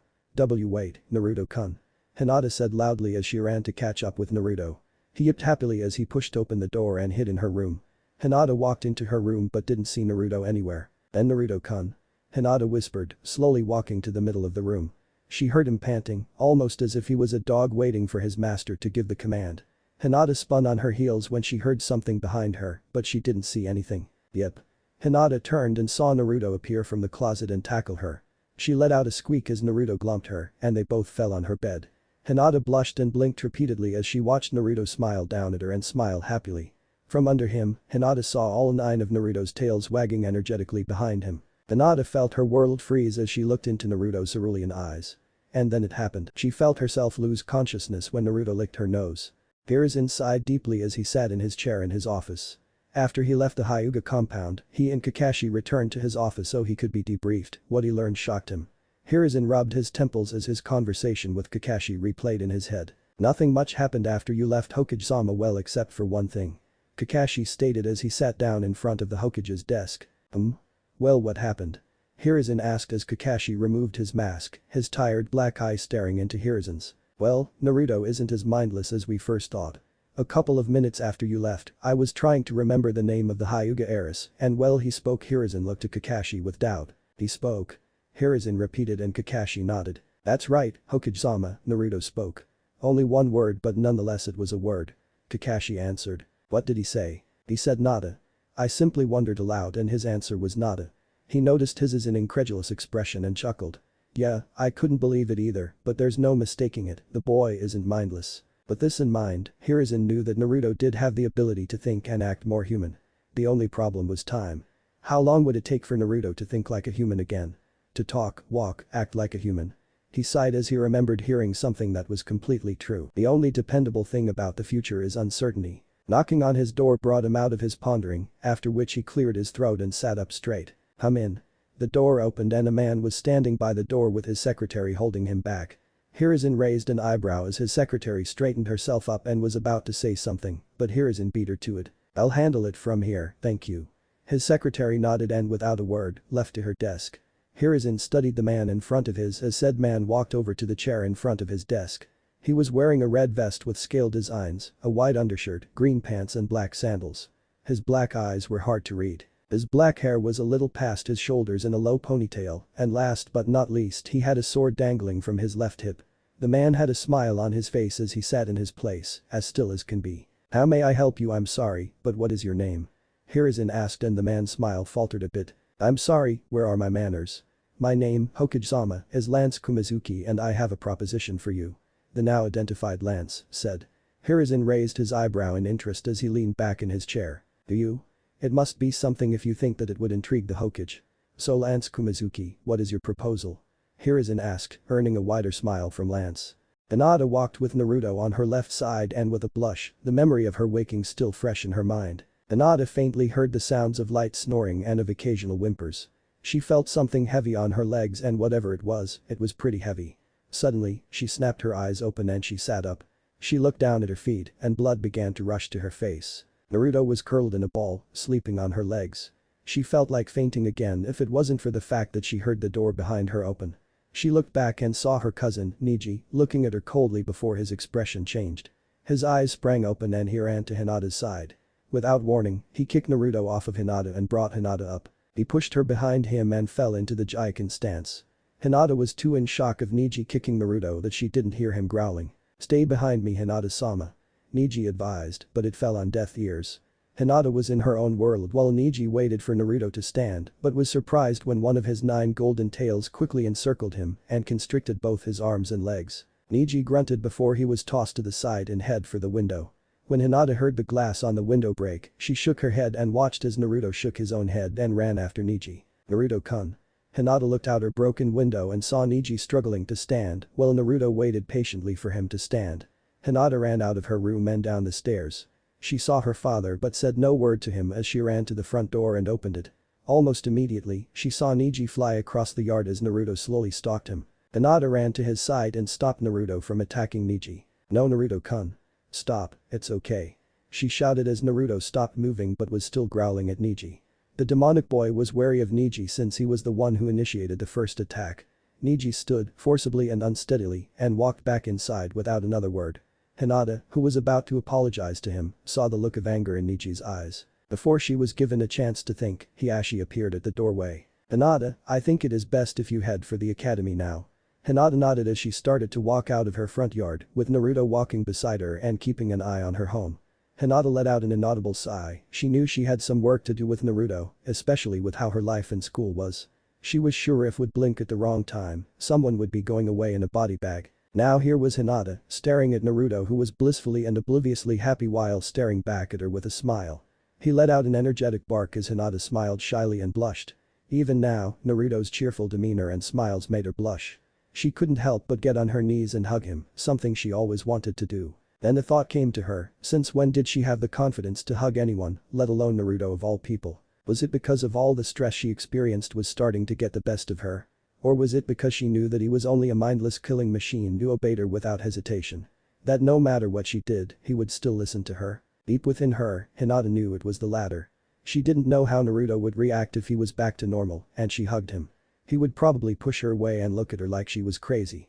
Now, in his new state, she knew he wouldn't do that, he was just too loyal. She let him go and stood up before continuing her trek to the academy. She then caught the eyes of everyone around her and she noticed the glares she was receiving. What was going on? Why were they glaring at her? What did she do? She heard Naruto growl lowly as he looked around with some paranoia. She watched as people mumbled under their briefs and discussed with each other about something. And then it hit her, they were glaring at her because she was with Naruto.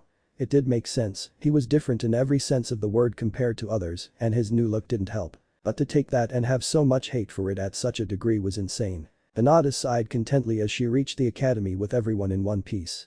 She felt nervous about going into the class and basically reintroducing Naruto to everyone. Naruto seemed to have sensed her nervousness and rubbed his head against her leg.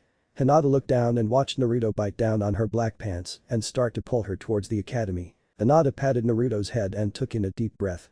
After she felt her heartbeat return to its normal pace, she walked up to the academy and walked down the hall, her mind coming up with scenarios on how her class will take in the new Naruto. As she saw the door that led to her classroom, she started having second thoughts and looked down at Naruto to evaluate his reaction. Naruto, from what she could tell, was excited. His 9 tails were all swinging energetically, and his ears twitched violently as all the new sounds he was hearing animated him. Hinata giggled at him as she watched his eyes scan the door in front of him before looking up at her with a gleam in his eyes. She blushed as she nodded her head, and he nodded back with his tongue hanging from his open mouth. Hinata turned the knob of the door and pushed it forward. The first person Hinata saw was Iruka, who was sitting on his chair waiting for the school day to start. He looked up and smiled at her before his eyes landed on Naruto and widened. She wasn't surprised by his expression and began to touch the tip of her index fingers together out of her shy habit when he looked back at her. She stepped forward and walked into the room, with Naruto walking behind her. The first thing the entire class saw after Hinata was Naruto on all fours, all 9 golden tails wagging, his 2 golden fox ears twitching and his deep blue eyes looking all over the room. Ayano, G good morning. Her reply was silence. Chapter 4. Are you serious? I don't own Naruto. Hinata dared not look up as she heard her classmates murmur, obviously about Naruto's new look. She looked at Naruto, and she saw the happiness in his eyes be replaced with doubt and fear. Hinata. Hinata looked to her right and saw Iruka looking at Naruto warily. Is this who I think it is? He asked, not believing his eyes. Hinata looked up at him with a blush and blinking repeatedly before nodding. Ayano, this eye is Naruto-kun. She said and everyone gasped, well, those who didn't know. Sakura and Ino were looking at Naruto, still amazed by his new look but not surprised by it. This is a joke, it has to be. A kid shouted in the back. Naruto whined a little and moved behind Hinata before it turned into a growl. Akira, hold your tongue. Iruka scolded. It has to be though, a new voice, one Hinata knew belonged to Kiba, said as he walked to the front of the class. He stood in front of Naruto and Hinata, looking between the nervous yet alert two. Naruto's growling became fiercer, not sure what to label the unknown kid, threat or not. He looks ridiculous. Kiba touched Naruto's ear but immediately retracted for 2 reasons. 1, it felt too real to be fake, and 2, he wanted to keep his hand attached to his wrist. Naruto, still trying to make up his mind, reacted naturally and tried to bite the hand, but he wasn't quick enough. Hinata, to prevent Naruto from attacking Kiba, hugged him with a dark blush. And no, Naruto-kun, don't attack anyone. Hinata ordered and Naruto snuggled against Hinata's neck while keeping an observant eye on Kiba. Hinata's blush became even darker, which everyone thought was impossible, and Naruto purred softly. Hinata. Hinata squeaked at the mention of her name and looked up to see Sakura and Ino stand from their seat. I'm glad that you and Naruto are okay, but what happened after we left? Ino asked and Hinata shrunk under her tan sweater when everyone, including Iruka, looked at the four with disbelief. What do you mean, Ino? Kiba asked after he moved a safe enough distance away from Naruto. She means that yesterday, Ino and I saw Naruto in a cage, so we brought Hinata to see him. Then people started to crowd the cage and they took me and Ino away, but we don't know what happened after that. Sakura answered, and then everyone looked at Hinata who wished she could disappear from sight. So, are you going to explain? Kiba asked a little forcefully, making Naruto glare at him. Hey Kiba, please calm down or Naruto-kun will attack again. Hinata warned. Kiba, go back to your seat, now. Iruka ordered and Kiba grumbled under his breath as he followed Iruka's order. Hinata, if you want to, we'd all like to hear what happened. Hinata was glad that Iruka was giving Hinata the option of backing out of the obvious awkward story, but wasn't expecting someone else to answer. Not a save fox. Everyone looked at Naruto, who was still snuggling Hinata's neck and smiling cheekily, not unlike his old self. And then Naruto-kun, you can talk. Hinata asked incredulous and Naruto tilted his head to the side, his fox ears twitching wildly along with his tails. Every girl in the room squealed, forgetting the fact that the cause for their squeal was Naruto of all people. Hinata subconsciously tightened her hold on Naruto while eyeing the entire classroom. Hinata, before Naruto gets glumped by every girl here, please explain what happened. Iruka said and Hinata became nervous again. Should she tell them about Naruto slaughtering a quarter of the civilian populace or make something up? After Ino and Sakura left, I stayed to help end Naruto-kun from being attacked from the VV villagers, and she looked at Naruto, who looked back at her with a cautious but otherwise carefree look. I was knocked unconscious by a drunk villager, and when I woke up my father, Hokage-sama, and an Anbu were watching as Naruto-kun protected me while I slept. She said, which wasn't a total lie, but she did skip a part. I see. Well, now that that's out of the way, please return to your usual seats. Iruka ordered, but Hinata was hesitant. Actually Iruka-sensei, and Naruto-kun is supposed to be around me at all times. She said and Iruka looked skeptical but nodded. Sure. Hinata smiled as she went to go sit in her seat while Naruto followed after her, his golden tails wagging happily behind him. The girls seating near the edge of the desks were trying desperately not to reach out and pet Naruto's cute ears and tails. When Hinata sat down on her seat, Naruto laid comfortably beside her feet, once again provoking a blush when he snuggled her leg. Alright, let's start off the day with a review of the substitution jutsu. Hinata drowned out Iruka's voice as her left hand went down and started to play with Naruto's ear. He purred silently at the feel of her soft hand on his ear. She stifled a giggle as he moved his head around her hand, making her scratch his head. A couple of minutes into class, Naruto, being who he is now and was before his change, started to become restless. He had crawled around Hinata's chair and ended up tickling her every time one of his tails rubbed against her exposed legs. She had managed to stifle a couple of giggles, but some were able to get past her guard. Iruka was pretending that he didn't hear her, he was still happy that Naruto wasn't killed or anything. However, considering how everyone behaved earlier, there was no doubt that the news would travel to their parents and all hell would break loose at least for the academy and the Hokage. Naruto sighed as he rested his chin on top of Hinata's left foot while she listened to Iruka's lecture. He looked around the room and noticed that at least half of the females in the room were looking at him. Naruto smiled at some, but wondered why some got red in the face and looked away. Others smiled back and he was happy about that. Not only had he noticed this, but so had Hinata. However, her kind nature prevented her from acting mean, but on the inside, she was seeing red. Even then, the worst thought she had was that at least one girl fall and ruin her outfit. Hinata even mentally sweat dropped at how innocent she was. When the bell rang for lunch, Hinata and Naruto were the first to leave the classroom. Iruka blinked a couple of times before Hinata's actions registered in his mind. Outside the academy, Hinata panted as Naruto waited for her to catch her breath. He really didn't know what was going on, in fact, he didn't care, Hinata was near, and that's all he really cared about. After finally catching her breath, Hinata looked at Naruto who was smiling happily and looking at his tails as they wagged. Hinata giggled when his smile disappeared and all his attention was on the tails wagging behind him. He seemed to be entranced by their movements, as if they were the most interesting thing in the world and nothing else existed except him and his tails. His head was smartly moving left and right, trying to keep his eyes on them. Hinata's giggles grew when Naruto started to chase his tails, at one point turning around clockwise, then counterclockwise, and finally he jumped up but missed and fell on his back. Naruto was distracted from his tails when he heard Hinata's giggles. He smiled and started to circle her like a hungry predator while she was oblivious to his movements. His eyes remained on Hinata as her fits of giggles started to die down and noticed Naruto eyeing her. The intensity of his stare made her blush. Then Naruto-kun. At the sound of his name, Naruto bent down and pounced Hinata. Sakura wandered around the academy, her mind mostly on Naruto and Hinata. She was happy that both were okay considering what happened the previous day. Though, she was really curious as to why Naruto went through the odd change. Ah. Sakura gasped and looked around for the person the yell belonged to. She decided to follow it, but upon seeing the reason for the yell, Sakura wanted to walk away. And no, and Naruto-kun. Hinata said in between her laughter. She was being tickled by all 9 of Naruto's tails and from her position, Sakura knew Hinata had no way of escaping. Sakura managed to sneak away without getting noticed by the two. With her back against the wall, she thought back on the image in her mind and smiled, she was happy for Hinata. For as long as she had known the shy girl, Sakura knew Hinata always liked Naruto, and now, she was all he was focused on. If Sakura would have been honest with herself, she would have admitted that she felt jealous that Hinata had Naruto's undivided attention. However, before the thought could actually register in her mind, she dismissed the odd feeling as her sixth sense. As anyone in the honorary Sasuke fan club would brag about, they each developed their own sixth sense that told them when Sasuke needed their attention immediately. For some reason, Sakura's sixth sense hadn't been as active as it had been a year ago. However, her inner fangirl had managed to categorize it as an odd phenomenon and should be left alone for now. Back to Hinata and Naruto, after making her cry, Naruto had immediately stopped and was whining lowly while he waited for Hinata to compose herself. He had wiped away her tears with his tails and then waited patiently besides her. After Hinata calmed down enough, she sat up and looked at Naruto but was surprised when she spotted him sitting next to her with a solemn expression. She wondered why he wasn't as happy as he was a minute ago. It actually reminded her of a pet who knew it did something wrong and was waiting for its punishment.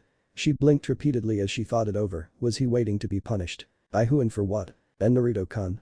She saw Naruto flinch and look at her nervously. It's okay. She said, still unsure of what exactly made him somber, but she just wanted to see him smile again, even if for her own selfish enjoyment. Naruto wasn't one to resist a smile, presently or before his change, so, much to Hinata's enjoyment, he smiled brightly, though not as brightly as when he was tickling her.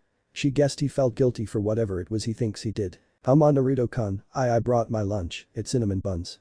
Naruto's somber mood disappeared like a drop of water on a burning skillet and his normal giant smile returned. He was jumping around Hinata as they walked back to class to get her lunch. She didn't really want to deal with questions from her classmates, so she decided to get her lunch after everyone left. Opening the door and looking around, Hinata saw no one, so she snuck in and went to her desk where her lunch was. She might have loved cinnamon above all other foods and adamant on eating it in secret so no one would ask for one, but she was willing to share if the person was with Naruto. After retrieving her lunch, Hinata quickly rejoined Naruto in the hall and left to sit at a picnic table right outside the academy. While walking, she noticed that Naruto was looking at her lunch as if it would disappear if he took his eyes off it. After making it to the picnic table, Hinata snapped her fingers and put her lunch on the table, and a second after, Naruto jumped on the table and started to sniff the bag. I'm coming back, and Naruto-kun, I have to get something. Hinata made a quick jog to the academy and Naruto would have followed Naruto-kun. If it wasn't for that. Naruto continued to stare at Hinata's lunch vigilantly while he waited for Hinata. As he did, his ears twitched when he heard footsteps approaching. Naruto looked up and saw 4 older-looking students walk up to him. They surrounded him and he looked around casually as his tails continued to move lazily back and forth, left and right. He couldn't help but let a warning growl escape his lips when he saw their smirks. I always knew you were weird, Uzumaki, but this is taking it to an extreme. The boy in the left said as the other 3 agreed. Naruto glared at them as he stood up on all fours but was brought down by someone who jumped on him from behind.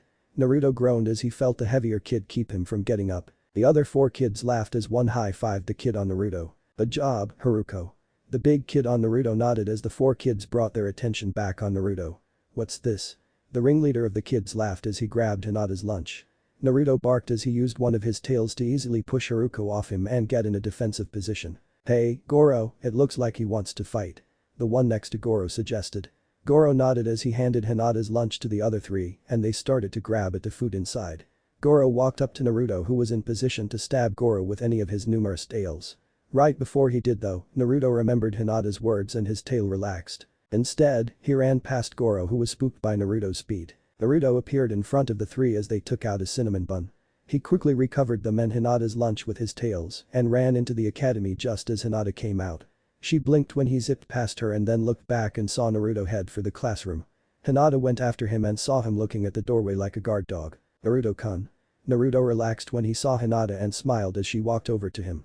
Why are you here? She asked and Naruto didn't react to it and Hinata forgot he couldn't talk, at least, not a lot. She sat in her chair and took out 2 cinnamon buns, one for her and one for Naruto who took the whole bun in his mouth. With his cheeks puffed out, he crossed his eyes while trying to look at his nose that somehow got some of the cinnamon bun on it. Hinata giggled as Naruto swallowed the entire cinnamon bun and tried to lick the cinnamon from his nose. This only made Hinata giggle louder. She searched her pockets and took out some napkins she grabbed from the cafeteria and used one to remove the cinnamon from his nose. After she did, Naruto tilted his head back and then sneezed, but this caused his body to move back and fall off the desk. Hinata smiled as she helped Naruto up. Bless you, Naruto-kun. She said and Naruto yipped. He begged for another cinnamon bun and Hinata happily gave him another one. This time, Naruto chewed the cinnamon bun as he sat contently next to Hinata and purred when she scratched his ears with her soft hands. She couldn't help but widen her smile as she enjoyed her lunch with Naruto. So, what do you think of Naruto's new look? Shikamaru groaned as he opened one of his eyes and looked at Choji who surprisingly didn't have his lunch on hand. Shikamaru guessed it was just so he could talk to Shikamaru without getting distracted. It had to really bother Choji if he wasn't eating while talking. It's troublesome. Shikamaru closed his eyes and tried to go back to sleep. It's fake. Choji turned his head to see Kiba walking up to them. It's obviously a prank, but what the idiot doesn't know is that I'm not falling for it. Kiba, I don't think it's a prank, it honestly looks like he's changed. Choji said, but Kiba shook his head. Looks like you fell for it. Shikamaru groaned as he sat up. I agree with Choji, Naruto isn't smart enough to take a prank this far. His pranks never really included himself, except for the time he pretended to be Mizuki-sensei and tried to end school early. The only flaw in his prank was his transformation, it was crap. Kiba raised an eyebrow. So if he couldn't pull off that prank, how would he be able to pull this off? Shikamaru went down and started to watch the clouds. Kiba thought about it before scoffing. Whatever, I still think he's faking. Kiba said and crossed his arms. Where's Akamaru? Shikamaru asked and Kiba paled. Akamaru? Kiba sprinted around the academy, looking for his now lost dog. Shikamaru smirked. Thank Kami. Sasuke walked around to the back of the academy, hoping to avoid his fangirls and everyone else. His mind wandered to his brother and how much hate boiled inside him. He clenched his fist tightly while he bared his gritted teeth. "Itachi," he muttered out as he stood in front of the door leading back to the academy. He pushed it open and walked down the empty halls with numerous doors. He saw a couple of students through the door's window and he scoffed when the girls would fawn over him whenever they laid their eyes on him. "Naruto-kun." Sasuke looked up the hall to see Naruto burst out of their classroom and run toward Sasuke's direction with something in his mouth. Sasuke's left eyebrow rose when he saw Hinata run after Naruto with a worried expression. "Naruto-kun. That's not yours." Sasuke heard her yell as Naruto passed him without a second thought and continued to the back door. Hinata said a quick hi to Sasuke before continuing the chase. Sasuke saw Hinata leave through the door and heard many yells of surprise. "What an idiot, right, Sasuke-kun?" Sasuke flinched and hung his head low. He was found. Who? Sasuke turned nonchalantly and tucked his hands in his pockets. He gave Ino a blank stare that she registered as him not really interested in what she had to say. "Who else?" "Naruto, of course," she said and put her left hand on her hip and put all her weight on her left leg. "He's just doing this to take your spotlight. I wouldn't mind that," Sasuke said to himself, but Ino apparently didn't hear him. "Don't worry, Sasuke-kun, I'll always love you," Ino said, and when she blew a kiss to him, Sasuke saw it rushing towards him and quick. Sasuke glared down the kiss and Ino watched as the kiss fell to the ground. Without another word, Sasuke left Ino alone to mourn over her unsuccessful attempt to kiss him. "Naruto." Sasuke stared at the tiled floor as he walked aimlessly through the academy. His bangs covered his eyes, hiding them in the shadows, and he pushed aside the front door and walked out into the front of the academy. "What are you?" Shino watched a bug on his right index move across it. Instead of eating lunch, Shino decided to just study the bugs that inhabited the partial forest behind the academy. "Naruto-kun. That's not yours." Shino looked up to see Hinata run out of the academy and after Naruto, who ran in between a couple of girls, causing them to yell in surprise. From under his glasses, Shino's eyes followed Naruto as he ran and hid behind a bush. Hinata, who wasn't too far from Naruto to begin with, saw him head for the bush and was now standing in front of it. Shino smirked when he saw four of Naruto's tails wagging over the bush. He heard Hinata giggle as she reached inside the bush and pulled out Naruto's head by grabbing the sides of his face with her hands. "Then Naruto-kun, that's not why yours, give it back." Naruto's ears, which once stood up, were now down and he walked out of the bushes and walked to the left side of the academy. Shino continued to observe Naruto as Hinata followed after him. At first, Shino was a bit skeptical about Naruto and his new look. He wasn't sure what to make of him since he wasn't sure how harmful the new look could be. However, with what he's just seen, Shino knew better. It didn't matter if Naruto's new look made him look like a young kid or a dragon with 10 heads, Naruto would remain the same. Though Shino was glad he wasn't a dragon with 10 heads, he probably would have been 10 times as loud, which wouldn't be a good thing. "What about you, Choji?" Choji blinked when he heard Shikamaru ask him that. He wasn't expecting that. "Huh? What do you think about the new Naruto?" Shikamaru asked and Choji blinked repeatedly. "I don't know, I guess the only real thing that changed about him was his look. From what I've seen, he's still the same Naruto we knew before except not as loud." Shikamaru smirked. "And not that troublesome." Choji chuckled and nodded. "See, Choji?" Shikamaru and Choji looked up to see Hinata with her hands behind her back and Naruto looking at them from behind her with what looked like a white bag in his mouth. It looked very familiar to Choji, in fact. "Hey, what's he doing with my lunch?" Choji asked with no show of his emotions, making Shikamaru flinch. No matter how monotonous Choji's voice seemed, when it pertained to his food in someone else's hands that wasn't delivering it to him, he would get angry. "Hey, no, that's the thing." He took and ate some. Hinata said and Naruto put Choji's lunch in front of Choji before disappearing before their eyes. "Then Naruto-kun." Hinata went to get Naruto and Choji stared at his lunch in shock.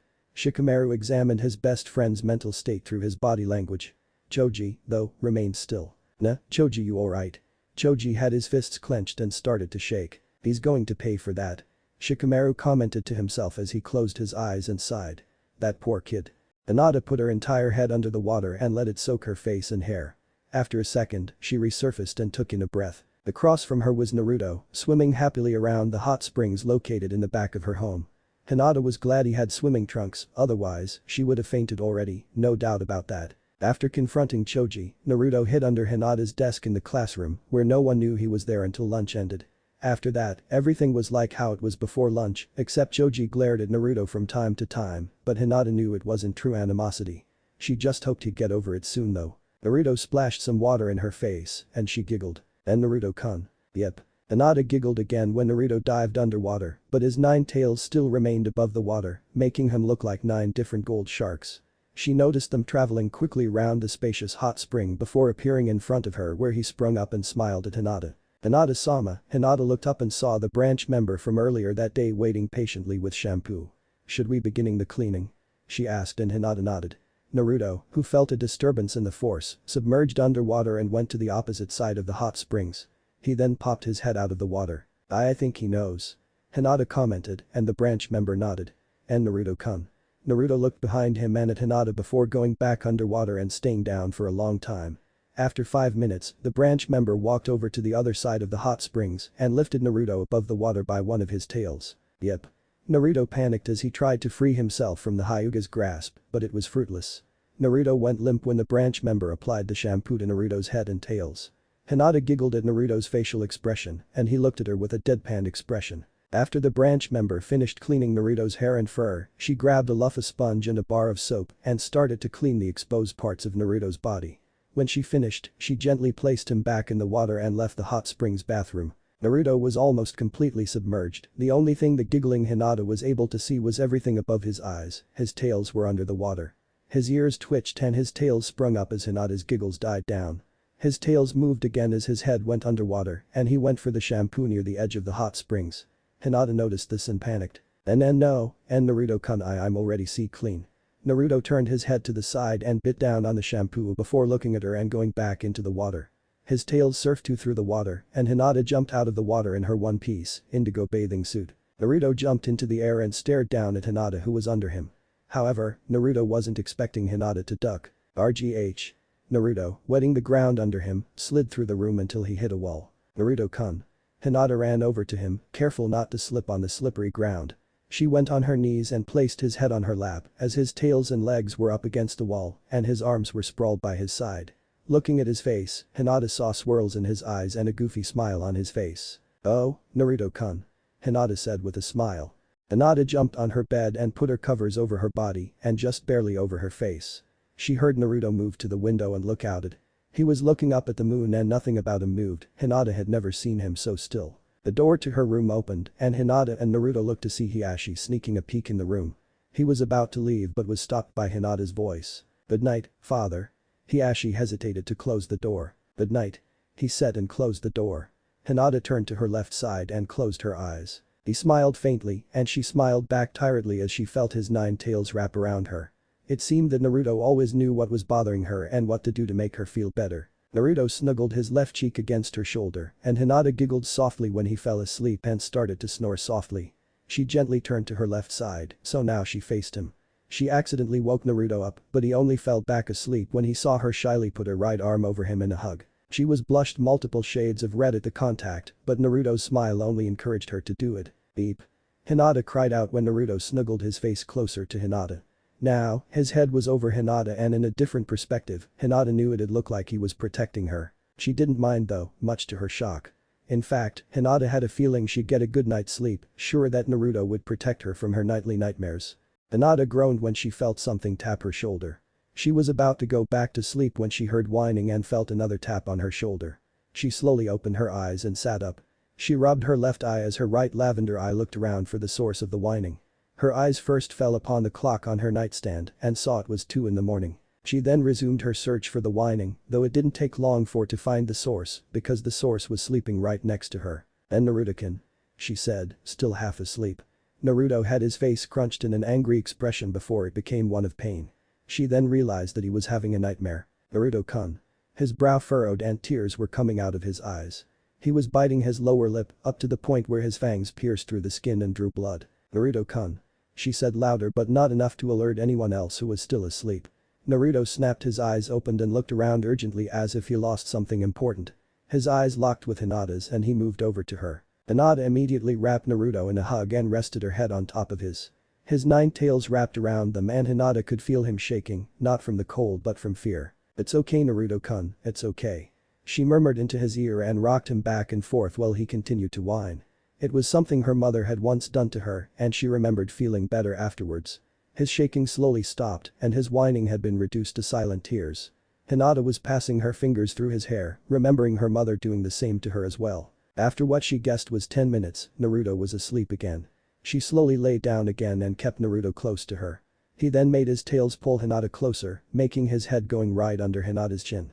She giggled and started to play with his ears, rubbing the soft furry ears between her petite fingers. She giggled even more when one of Naruto's tails started to move. Soon enough, Hinata started to fall under sleep spell again, and the last thing she saw before sleeping was the moon's light come into her room and illuminate the drawer closest to the window, more specifically, the bottom drawer. She smiled at the contents inside the drawer and let sleep consume her. Chapter 5. Naruto speak good. I don't own Naruto or any quotes. .star.one year later. Hinata giggled as she ran through the academy's halls and into her classroom. Without stopping, she ran into a small closet just big enough to hide her and completely closed the door. She tried to stifle her giggles, but she was just too happy to hide them. In the last attempt to cover her giggles, she placed both her hands over her mouth as she heard the telltale sound of Naruto sniffing. She loved playing hide and seek with him even though she always lost. True, he had the nose that was equal to an Inuzuka's, maybe better, but it was still fun, nonetheless. She could hear Naruto try to open the closet door. She giggled, he had learned much the past year, but doors were still an obstacle for the young fox demon. From the outside, Naruto's ears picked up Hinata's giggling, and his attempts to open the closet door suddenly became desperate. He yipped happily as he heard Hinata giggle louder. Hold on Naruto-kun. His 9 tails wagged behind him at quick speeds as he saw the door open and a smiling Hinata stepped out. Nada. Fox find Nada. Naruto yipped and Hinata blushed with a giggle. She sighed as she petted Naruto's head, thinking about the past year. She had been able to teach Naruto how to speak, but the progress was slow and sometimes frustrating. He refused to call himself Naruto or even say pronouns like me or I, he always called himself Fox, which didn't necessarily annoy Hinata, but she wondered why he didn't want to say his own name. She was brought out of her thoughts when she felt Naruto lick her hand. She giggled at the feel of his tongue on the back of her hand. She giggled as she started to walk over to her desk. She took out her lunch and laid it out on top of her desk. Naruto jumped next to the lunch and stared at it with interest. Mizo Ramen. As soon as these words entered his ears, Naruto's body became tense and his 9 tails were wagging again. Hinata took out a container, popped the lid off and placed the still steaming miso ramen in front of Naruto. Without a moment's hesitation, Naruto crammed his face into the container and started devouring its contents. Hinata took out her own lunch and began eating her rice balls. Her thoughts once again overcame her and she was enraptured in old memories. Naruto jumped up on top of the Hokage compound and landed next to Hanabi who jumped at Naruto, suddenly appearing next to her.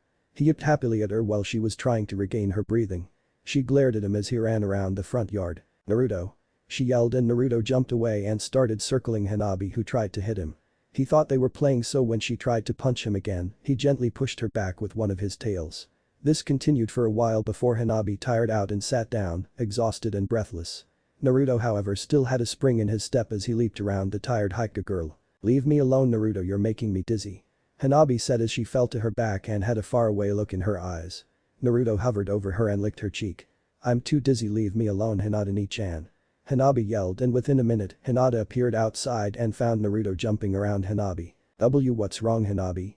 Hinata asked and Hanabi tried to point at Naruto, but he was moving too fast, so she just let her hand rest beside her. He's annoying me again. She said and Hinata looked at Naruto. Naruto-kun, come on, you can help me bake.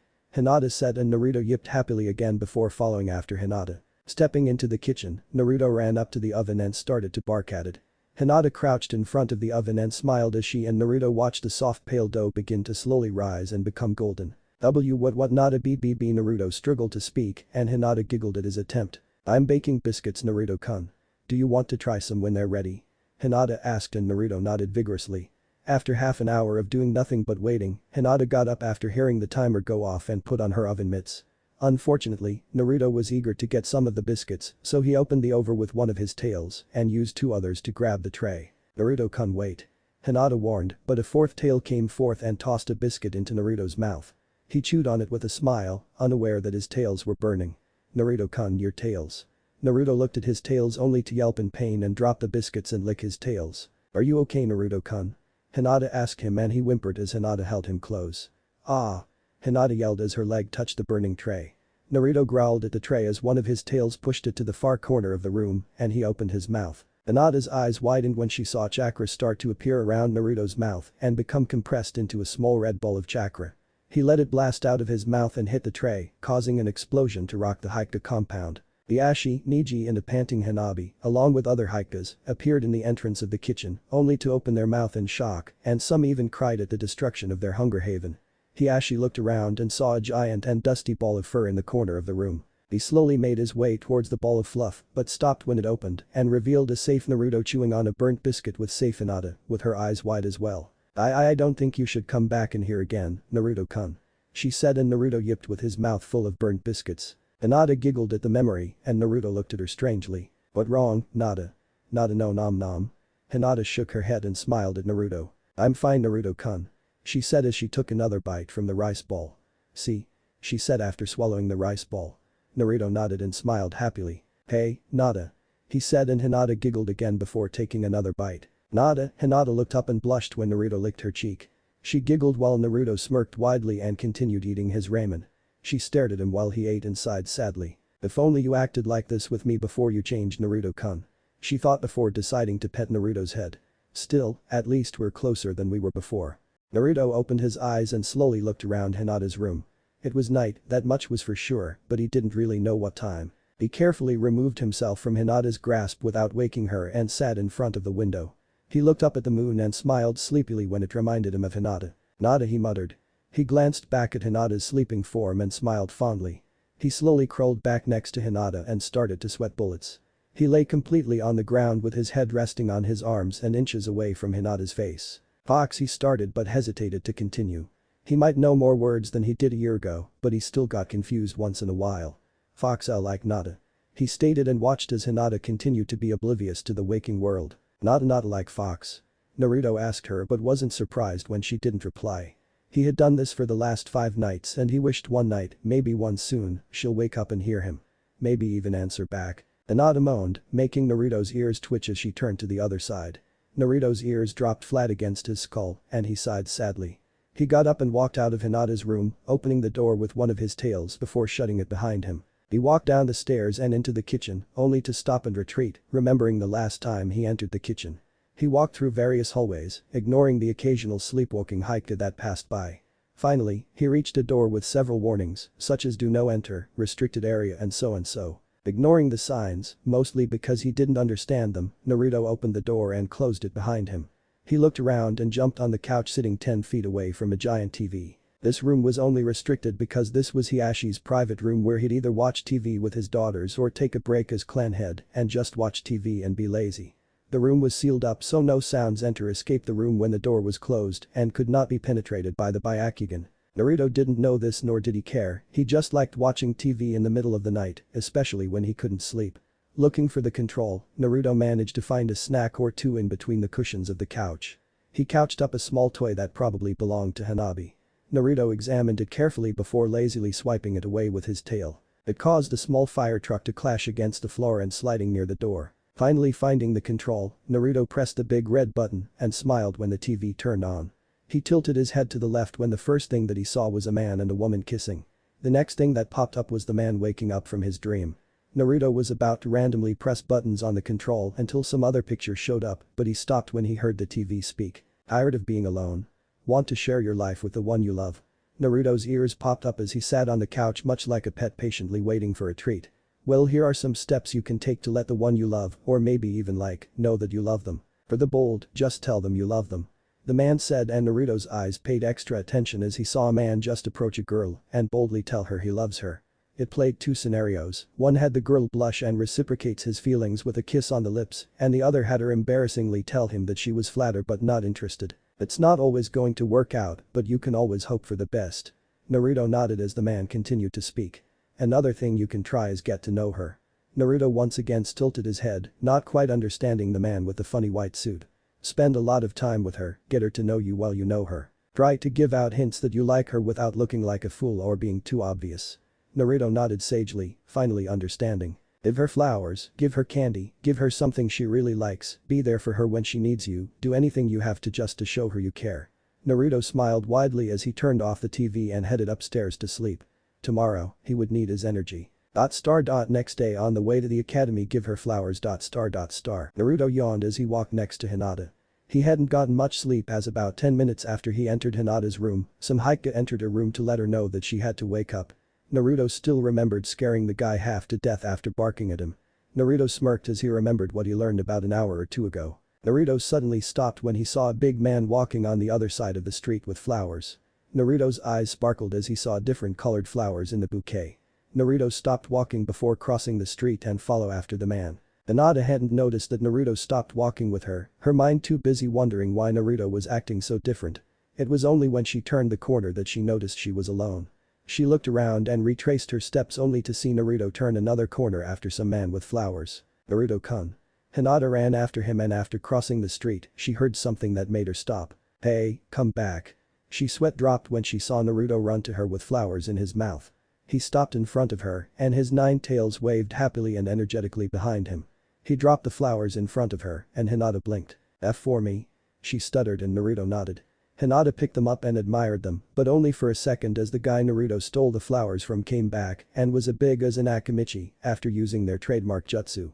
To say that he was a little intimidating was like saying that Naruto only liked ramen once in a while. Hey. Hinata and Naruto tensed as the giant glared at them. Naruto started to run, picking Hinata up with one of his tails and used his agility to not get caught by the big scary man and not bump into others. Then Naruto-kun, I could just give the M-man his flowers back. Hinata shouted and Naruto stopped and put Hinata down. They waited for the big man to reach them and when he did, Hinata blushed and offered the flowers back to him. I am sorry. Hinata stuttered and the man eyed her suspiciously before walking away. Hinata let out a sigh before looking at Naruto who was looking at the ground with a sheepish grin. Come on Naruto-kun, we don't want to be late. Hinata said and Naruto followed after her with his head hung in embarrassment. Later, give her candy. Naruto walked next to Hinata as they headed for home. The academy was just as boring as it was every day and Naruto had to suppress another yawn or his jaw would cramp and lock itself. He looked up at Hinata and his brows furrowed. His first plan failed miserably, but at least he wasn't done yet. He still had about 4 other things he could try. Naruto started sniffing the air and drooled when he smelled the delicious smelly smell that smelled like ramen. Naruto shook his head as he tried to focus on the task at hand. He was currently looking around for any signs of candy or something similar to it. Finally his eye caught something. He ran across the street, once again leaving Hinata alone to her thoughts. Why did Naruto steal those flowers? It doesn't make any sense. Maybe I should ask him. Hinata turned to her right side, but saw that Naruto wasn't there and turned to her left side, but he wasn't there either. She did a 180, but saw that he wasn't near her. She started to panic before taking in a deep breath and making one hand sign. Byakugan. She said as she used her Kekkei Genkai to locate her charge and best friend not so secret crush. She smiled at seeing him across the street, only to wonder what he was doing inside the garbage can. She ran over to him as others started to crowd him, wondering what the demon pet was doing inside a garbage can. Then Naruto-kun. Naruto poked his head out of the garbage and smiled at her. He jumped out and gave her a half-eaten, half-dirty hairy lollipop. Hinata's sweat dropped as did everyone else when Naruto yipped happily. Hinata chuckled nervously as she dragged Naruto away from the crowd. Thanks, but no thanks and Naruto-kun. Naruto frowned and raised an eyebrow as Hinata hurriedly pushed him home so she could finally end this odd day. Naruto's frown saddened when he saw the look Hinata had. So far, he was failing horribly. He had about 4 other things to try, but was he willing to mess up again? Why later give her something she really likes. Hinata was tending to her garden which she loved. It always relaxed her, just thinking about taking care of her garden made her day that much calmer. She glanced to her left and smiled as Naruto sat next to her. However, what she failed to see was the bored expression plastered on his face. The butterfly flew past his face, but Naruto didn't even flinch. He was so bored, he wanted to do something exciting and as soon as he could do it. From the corner of his eye and in his place, Naruto saw some movement and picked up his head and saw it was a fluffy black rabbit. Hinata liked all things fluffy, right? He concluded she did since she always liked to cuddle with his tail. Getting up and running faster than Hinata could react, Naruto burst through the Hokage compound and outside onto the sidewalk where he saw the rabbit running away. He gave chase to it and as soon as it realized that it was being followed, the rabbit picked up its pace. Meanwhile, Hinata was just wondering why Naruto was acting so weird and why he made her have to run after him all day. She finally made it past the Hokage compound's gate and looked around. She noticed the standing guards were confused as well, but were pointing to the left. She bowed and said a quiet thanks and ran in the direction. Not again Naruto-kun. Byakugan. She called out and quickly scanned the area, hoping to find Naruto.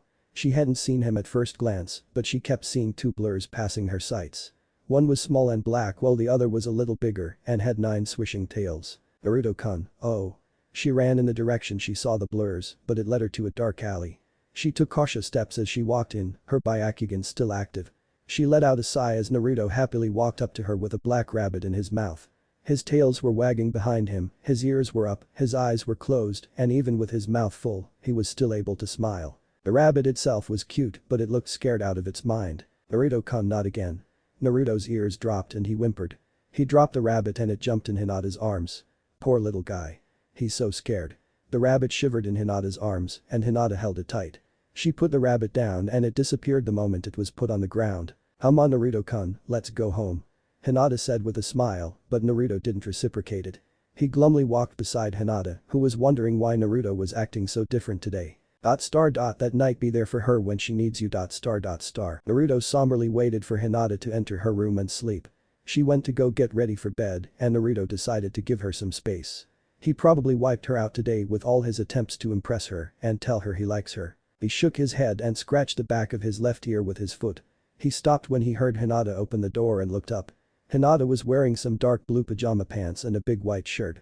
She crawled into bed and after saying a quick goodnight to Naruto, she turned and became quiet. Naruto looked at her worriedly, she was too quiet even for her own standards. "Nada?" Hinata looked back at Naruto and saw his worried expression. "What wrong, Nada?" Naruto asked and Hinata smiled sadly. "Nothing Naruto-kun, I'm okay." Naruto shook his head. "Fox no smart but Fox no stupid," Naruto said and Hinata gasped before sitting up in the lotus position and looking down. It's nothing, I'm just being a baby," Hinata said before quickly wiping away a silent tear. She was about to wipe away another one when she felt one of Naruto's tails do it for her. She looked up in mild surprise to see Naruto smiling. "Nada no sad, Nada pretty when smiles," Naruto stated and Hinata blushed, she's always wanted to hear Naruto say something like that to her. "Nada Fox's friend," Naruto continued and Hinata hugged Naruto. "Thank you Naruto-kun," Hinata said and Naruto hugged her back with all his 9 tails. She snuggled against his warm and soft tails as he held her close. They stayed that way until Hinata wiped away her tears and put some space between her and Naruto. She smiled at him and he smiled back. "What wrong Hinata?" Naruto asked and Hinata stared at him oddly. She shook her head and giggled. "The day was the day my mother took me to the park before she died," Hinata told him and Naruto sat there quietly. "Fox listen," Naruto said. "Go." Hinata giggled and hugged him again. Through the tears, she kept her smile on. She was so excited to give birth to Hanabi.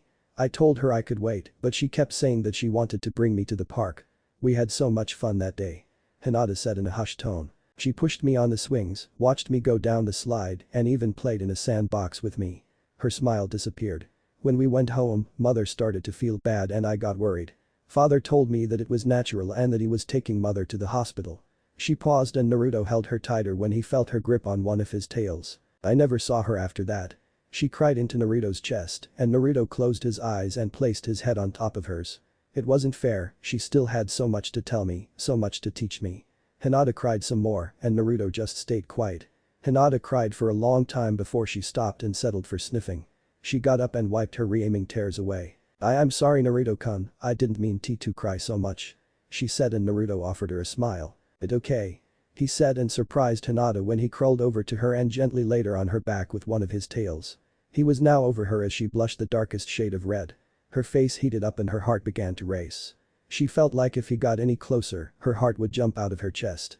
However, her mind went completely blank when Naruto hovered over her and stared at her softly. "Do anything you have to just to show her you care." Naruto lowered his head and closed his eyes. Hinata's eyes widened but soon closed when Naruto pressed his lips against Hinata's lips. He felt his heart race and then he broke it after he felt like his heart was going to remove itself from his body. And then Naruto-kun. Soon afterwards, Hinata fainted. Naruto blinked and sighed. He moved to her left side and placed his head on her stomach. His eyes slowly closed before he felt himself drifting to sleep with a lick of his lips and a smile on his lips. The lone figure walked through the forest of Konoha with a limp and panting heavily. His short hair had some dirt in it, making it seem like it was reddish brown. After walking for another minute, the figure fell to its knees and fell forward, unconscious. Minutes after the figure collapsed, a man was walking through a trail with all his inventory with a tired sigh. He was only a few more minutes from reaching Konoha and finally taking a break from his journey from Tokigakure. He looked to his left and was surprised to see a small silhouette resting on the ground. He walked up to the silhouette and gasped at seeing a small boy in the brink of death. "Poor child. Don't worry little one, you'll be safe now," The man picked up the small boy and with the rest of his inventory, he headed for Konoha. Hinata walked around the Hokage complex with her eyes closed and her mind open. Her mind held images that continuously replayed the events of the previous night. Of course, she was still debating whether or not it actually happened or if she had dreamed it all up. Her entire focus, however, was on her thoughts, preventing her from seeing her fellow clansmen's reaction to her odd expression. Even with her head in the clouds, she gracefully avoided bumping into others. She even avoided Niji, who seemed to be in a hurry. Amidst her musing, Hinata faintly heard the sound of grumbling and incoherent words. She looked up and saw one of Naruto's 9 tails wagging as he entered her room. She raised an eyebrow as she wondered where exactly he'd been all morning. Upon waking up, Hinata found herself alone on her bed with neither hide nor hair of Naruto. It confused her greatly, and when she asked if anyone had seen him, everyone's answer had been the same. A resounding no. Silently walking up to her room, Hinata snuck a peek and saw Naruto hunched over her bed in the lotus position while continuing his disjointed rant. She heard a couple of grunts and occasionally, she heard him say her name. She tried to sneak up behind him, but he turned his head just as she took her first step and he smiled nervously. "What Nata doing here?" he asked suspiciously. Hinata's mind went blank as she attempted to answer his sudden question. Well, it didn't help that she kept staring at Naruto's lips, which reminded her of the dream event last night. Naruto's smile disappeared as he walked over to Hinata, tilted his head and stared at her with a puzzled look. "Not okay?" Hinata blushed. Naruto looked absolutely adorable, from his twitching golden ears and waging tails to his curious cerulean eyes. Hinata stuttered incoherently as her mind went into a fluffy and adorable overload. Her eyes closed, her mind shut off, and her knees gave under her. Naruto moved closer to her as he used his tails to catch her before she hit the floor. He stared at her peaceful and pink-tinted face as he slowly placed her on the bed. He continued to stare at her unconscious face before smiling and bring one of his tails forward, and the book being held by his tail fell in his hands. "Night Nata." Naruto whispered happily before putting the book in his mouth and walking out of the room. Hinata yawned as she sat up and stretched her arms to the sky. She rubbed her left eye with her left hand and looked around the room with her free, open silver orb. She blinked repeatedly as she wondered how she ended up sleeping in her bed. Then she remembered Naruto and him doing something suspicious in her room. She shook her head as she stood and opened the door to her room. "Father?" Hiashi blinked as he stood in front of Hinata's door. He had his hand up in a fist, ready to knock on her door, not expecting her to open it just before he was able to knock. "Ahem, yes." He coughed as Hinata continued to stare at him. "Have you seen Uzumaki?" he asked and Hinata shook her head. "I was actually going to go find him," Hinata answered. Hinata's sweat dropped as her father continued to stare at her with a questioningly stare. "Isn't he supposed to stay with you at all times?" he asked and Hinata gasped. "You're right." She ran past Hiashi as she ran down the hall and turned the corner. Hiashi watched her go before shaking her head. "I wonder how different she'd be if she was born a boy," Hiashi thought as he went back to his quarters. Hinata ran past many rooms and family members as she headed for the kitchen. When she entered, she was disappointed to see that Naruto was not in there. She wondered why she went to the kitchen in the first place, since Naruto was not allowed in after the incident. Deciding to go to the next best place, Hinata ran to the backyard. Again, she didn't see Naruto running around or sleeping under his favorite tree. Hinata was running out of ideas, and she could feel her panic start to take hold of her rationality. "If you're looking for Fox Boy, he's in the library." Hinata turned to see Hanabi sitting at the dining room table behind her eating a bowl of cereal. "The library?" Hinata asked, clearly not believing her, but Hanabi nodded her head. "That's what I said," she replied, and as soon as she continued eating her cereal, Hinata knew she wasn't going to help anymore. Hinata still doubted that Naruto was in the library, so she chose to see it for herself. Pushing open the door, Hinata looked around the spacious room filled with books, desks, chairs and bookshelves. She didn't see Naruto sitting on any of the desks or chairs, so she guessed he was hidden by the bookshelves. She walked through the bookshelves, looking for Naruto while wondering why they had so many books. "Naruto-kun." Hinata turned to the last bookshelf to see Naruto sleeping, curled into a ball with a book acting as his pillow. She giggled as drool streamed from his mouth and his ears twitched every once in a while. She walked up to his sleeping form and crouched down, petting his head softly, every so often touching his fluffy ears. Her eyes turned to the open book pillow under Naruto's head and her curiosity piqued. Hinata moved next to his head and sat down. She looked at him sleeping a while longer before slowly taking his pillow away while replacing it with her lap. Making sure he wouldn't wake up, Hinata turned the book over and eeped when she saw what the book was about. Dating tips for teens. Naruto had the book open to a chapter called A Girl's Guide to Getting the Guy. She looked down at Naruto and wondered why he was on that chapter. Naruto wrinkled his nose before he opened his mouth and then sneezed. Hinata wondered if he'd wake up, but he was still dead to the world. Sighing, Hinata waited for Naruto to wake up, still curious about the book he had. "So what do you plan on doing with him?" Sarutobi asked the merchant. The merchant, an athletically built man with dark brown hair and green eyes, stared at the professor with a serious expression. "At first I thought I would just let you deal with him, Hokage-sama." However, the merchant said, taking a pause. Sarutobi mentally raised an eyebrow at the man's reaction. "He just reminds me so much of her," the merchant told him.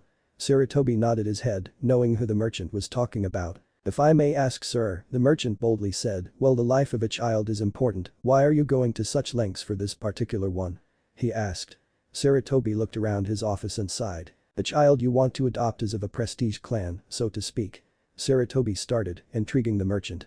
"If I do allow you to adopt him and his biological father finds out about this, then there could be dire consequences for this village." The merchant's stoic expression cracked as his eyes widened, if only slightly. "Exactly who is this child?" the merchant asked. "He is the child of Sunagaku's current Kazekage." The merchant's eyes were now the size of saucers as he comprehended what Sarutobi just told him. "You're kidding. If that's true, then what is he doing unconscious just outside the village's walls?" he asked, and Sarutobi shook his head. He was very vague. "He's awake?" the merchant asked. "He shouldn't have slept at all."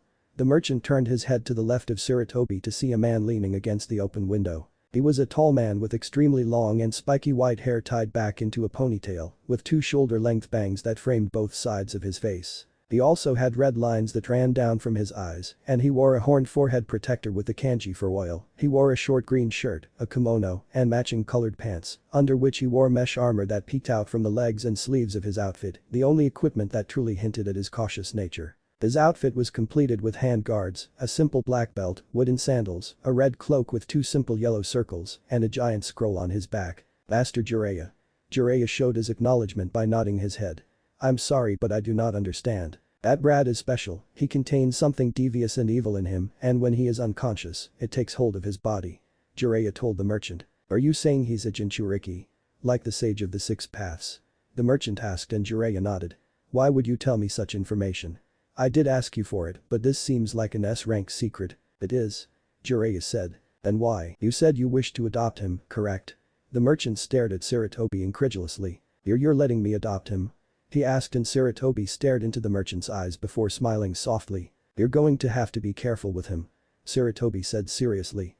The merchant smiled and nodded. "I'll take you to him," Jiraiya said as he pushed himself off the windowsill and walked over to the merchant just as he stood. "There are a couple of things I feel I should warn you about him, nothing major but still. Darkness. There are no rules in the dark, no place to feel safe, no escape from the shadows. To anyone else, darkness is a dangerous place to be in. To this particular child, however, he felt right at home. As important as his father had been, he was treated as if he belonged to a family of thieves and traitors. He was resented and avoided like a plague, and he hated it, he hated his life. It was filled with nothing but misery and loneliness. He never left his home for any reason except to go to school, and even then, his home didn't feel like one. His brother and sister were also very cautious of him or just ignored him. They feared him and he hated that. His only known home was the darkness, the sweet and peaceful abyss. Even now, in a room with almost no light, his eyes were adept enough to the point that he didn't need light to see what surrounded him. He was currently in an empty room with a white porcelain tiled floor, a single bed and one small lamp. The door, or where he guessed was the door, was near the lamp.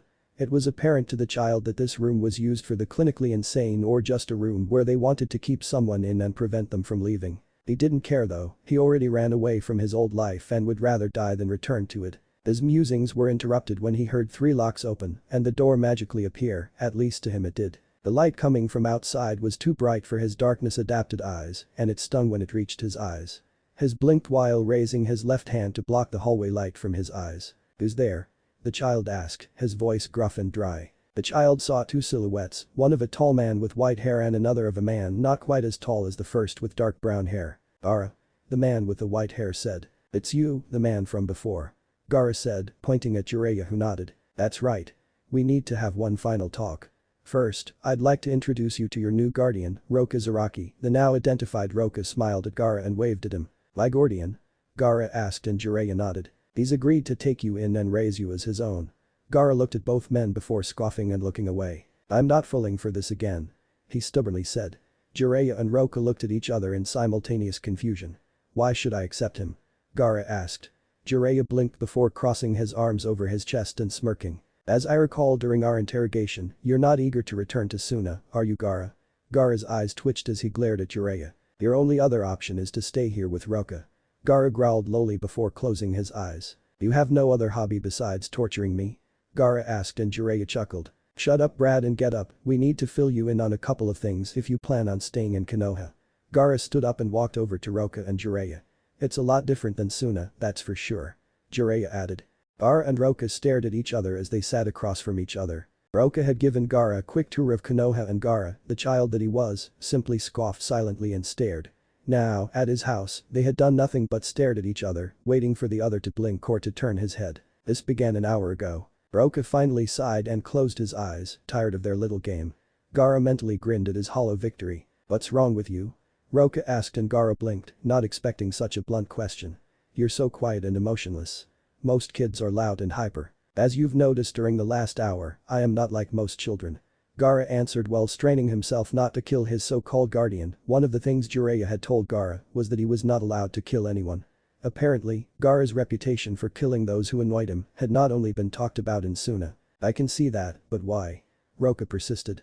Of course, he knew why he was not like most children, but he just wanted to start a conversation with Gaara, and unfortunately, this was the only thing that came to mind. A lot of things.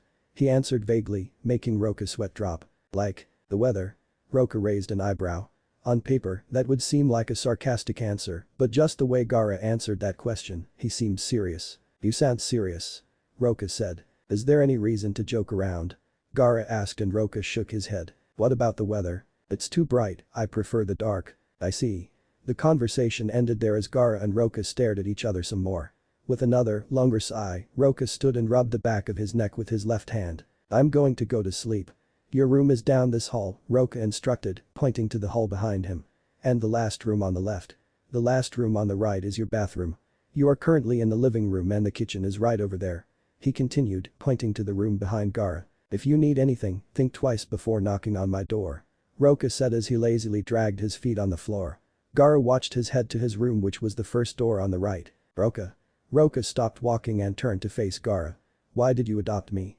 Gaara asked, his curiosity finally getting the better of him.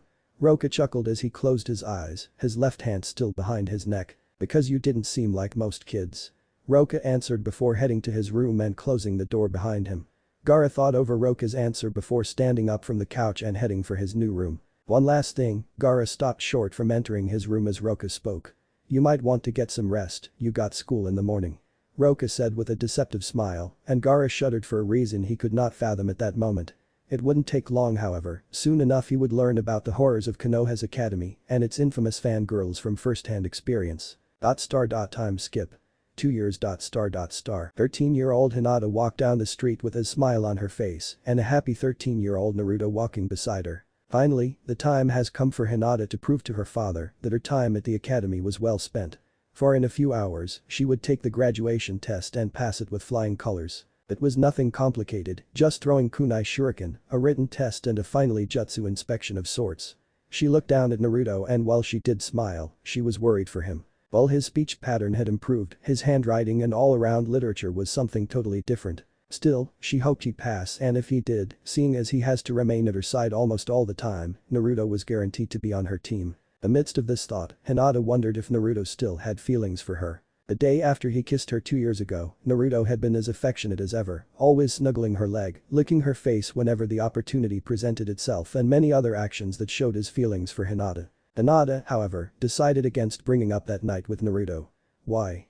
Because she felt like she would be taking advantage of him. He couldn't speak at least well enough to fully express his feelings and he seemed to run purely on instinct.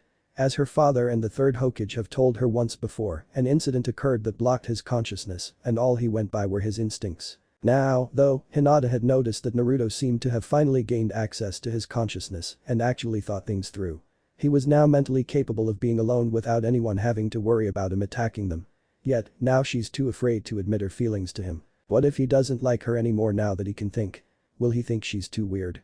Too boring? She sighed and hoped against all odds that one day she would finally tell Naruto her feelings without worrying too much about his answer, at least up to the point where his unknown reaction wouldn't paralyze her with fear. Naruto hummed happily as he kept his hands in his pockets, his head up and walking with his hind legs, another thing he learned to do while at his stay with the Hyugas. Lately he'd been a bit more reclusive and just plain odd. He still hung around her and was happy for the most part, but had been more hesitant and cautious than usual, especially around her. Another thing was that he had been far more aggressive around other males. Naruto simply refused to allow any male their age, and older for that matter, to get closer than 5 feet from her. He either snarled and barked or brushed them away with his tail or tails if the situation presented itself. The only one who is allowed to be close to her is her father, but that's it. Now, as Hinata stared at her best friend crush, she couldn't help but wonder what exactly was going on in the mind of Naruto Uzumaki. "Hey Nada," Naruto started, making Hinata's sweat dropped. Over the last 2 years Naruto had learned how to use his thumbs, how to speak a decent amount of proper grammar, to write it decently enough to pass kindergarten and stand on his hind legs and walk. From time to time, however, he still liked using his tails instead of his hands, feigning ignorance and using it as an excuse to be a literature teacher's worst nightmare. The amount of times he had tried to get out of writing by walking on all fours was, in Hinata's mind, hilarious, and in Naruto's literature teacher's opinion, perhaps the most annoying occurrence in her daily life. One thing that the young Hokage had noticed, however, was the fact that he almost never called Hinata Hinata. He always seemed to prefer Nada and had been more than a little reluctant to change that. "Yes, Naruto-kun," Hinata said, with a smile that seemed to be forced a little. "Hawks never think you knew Sakura." Hinata looked at him oddly. When she didn't answer him right away, Naruto looked at her, finally noticing that she was looking at him. Are you doing that on purpose?" Naruto raised an eyebrow at this. "The what? Saying it wrong." "Saying what wrong?" "Your grammar, when you talk." "When me talks?" "Naruto-kun." Naruto chuckled as Hinata lightly glared at him. "Fox is sorry Nada, you know Fox is playing."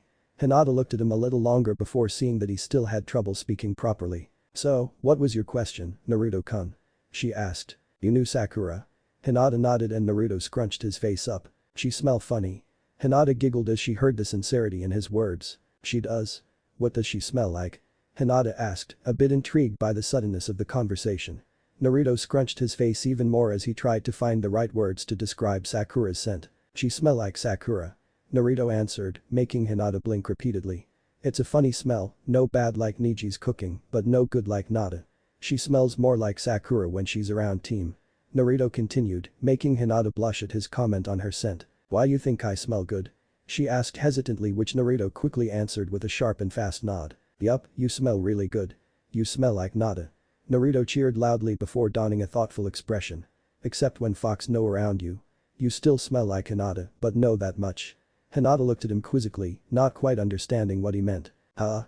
Naruto looked at her with a sheepish smile. "Nothing," he replied quickly with a faint blush on his cheeks. "Academy." Naruto shouted with forced joy as he ran straight for the academy.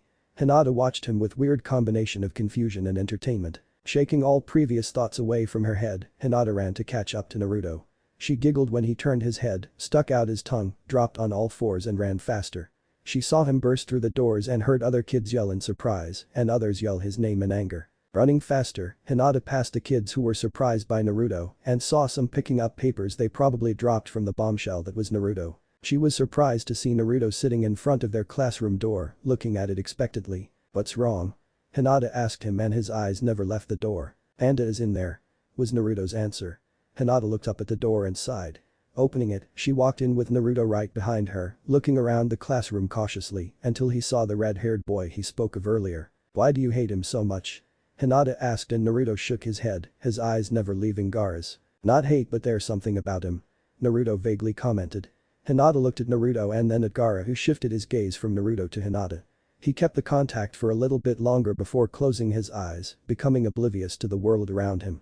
Naruto, however, kept looking at him before looking up at Hinata, keeping his serious expression. "Nada, Fox want ramen," Naruto said with a goofy smile. Hinata giggled at his goofiness and nodded her head. "If you pass the graduation exam, then," Hinata hesitated for a while before snapping her fingers. "Then I'll make father buy you as much ramen as you want." Naruto's eyes widened, his smile broadened, and drool dripped from his mouth as his tongue stuck out. "Ramen?" Naruto cheered before sniffing the air and looking behind him to see the last Uchiha loyal to Konoha. "Dope." Naruto glared at him. "Team?" Sasuke smirked as he brushed past the young fox demon and to his seat. Naruto growled at his rival with contempt and annoyance. "Team, I know like team," Naruto stated, and Hinata grabbed Naruto's left arm and dragged him to their seats in the back. Sasuke watched as Naruto was dragged to his chair with a smirk. Naruto snarled and scrunched his nose before putting on a blank expression and then smirking as well, his fangs making his smirk look sinister, promises of chaos and revenge hidden in his eyes. Seeing it as nothing, Sasuke faced the front and cupped his left cheek with his left hand, recessing into his thoughts. When Naruto sat down, his smirk died down into a sincere one as he looked at Hinata. Hinata looked at him, and his smile widened. "Nada, bring lunch?" Naruto asked, and Hinata smiled softly. "Not now, Naruto-kun."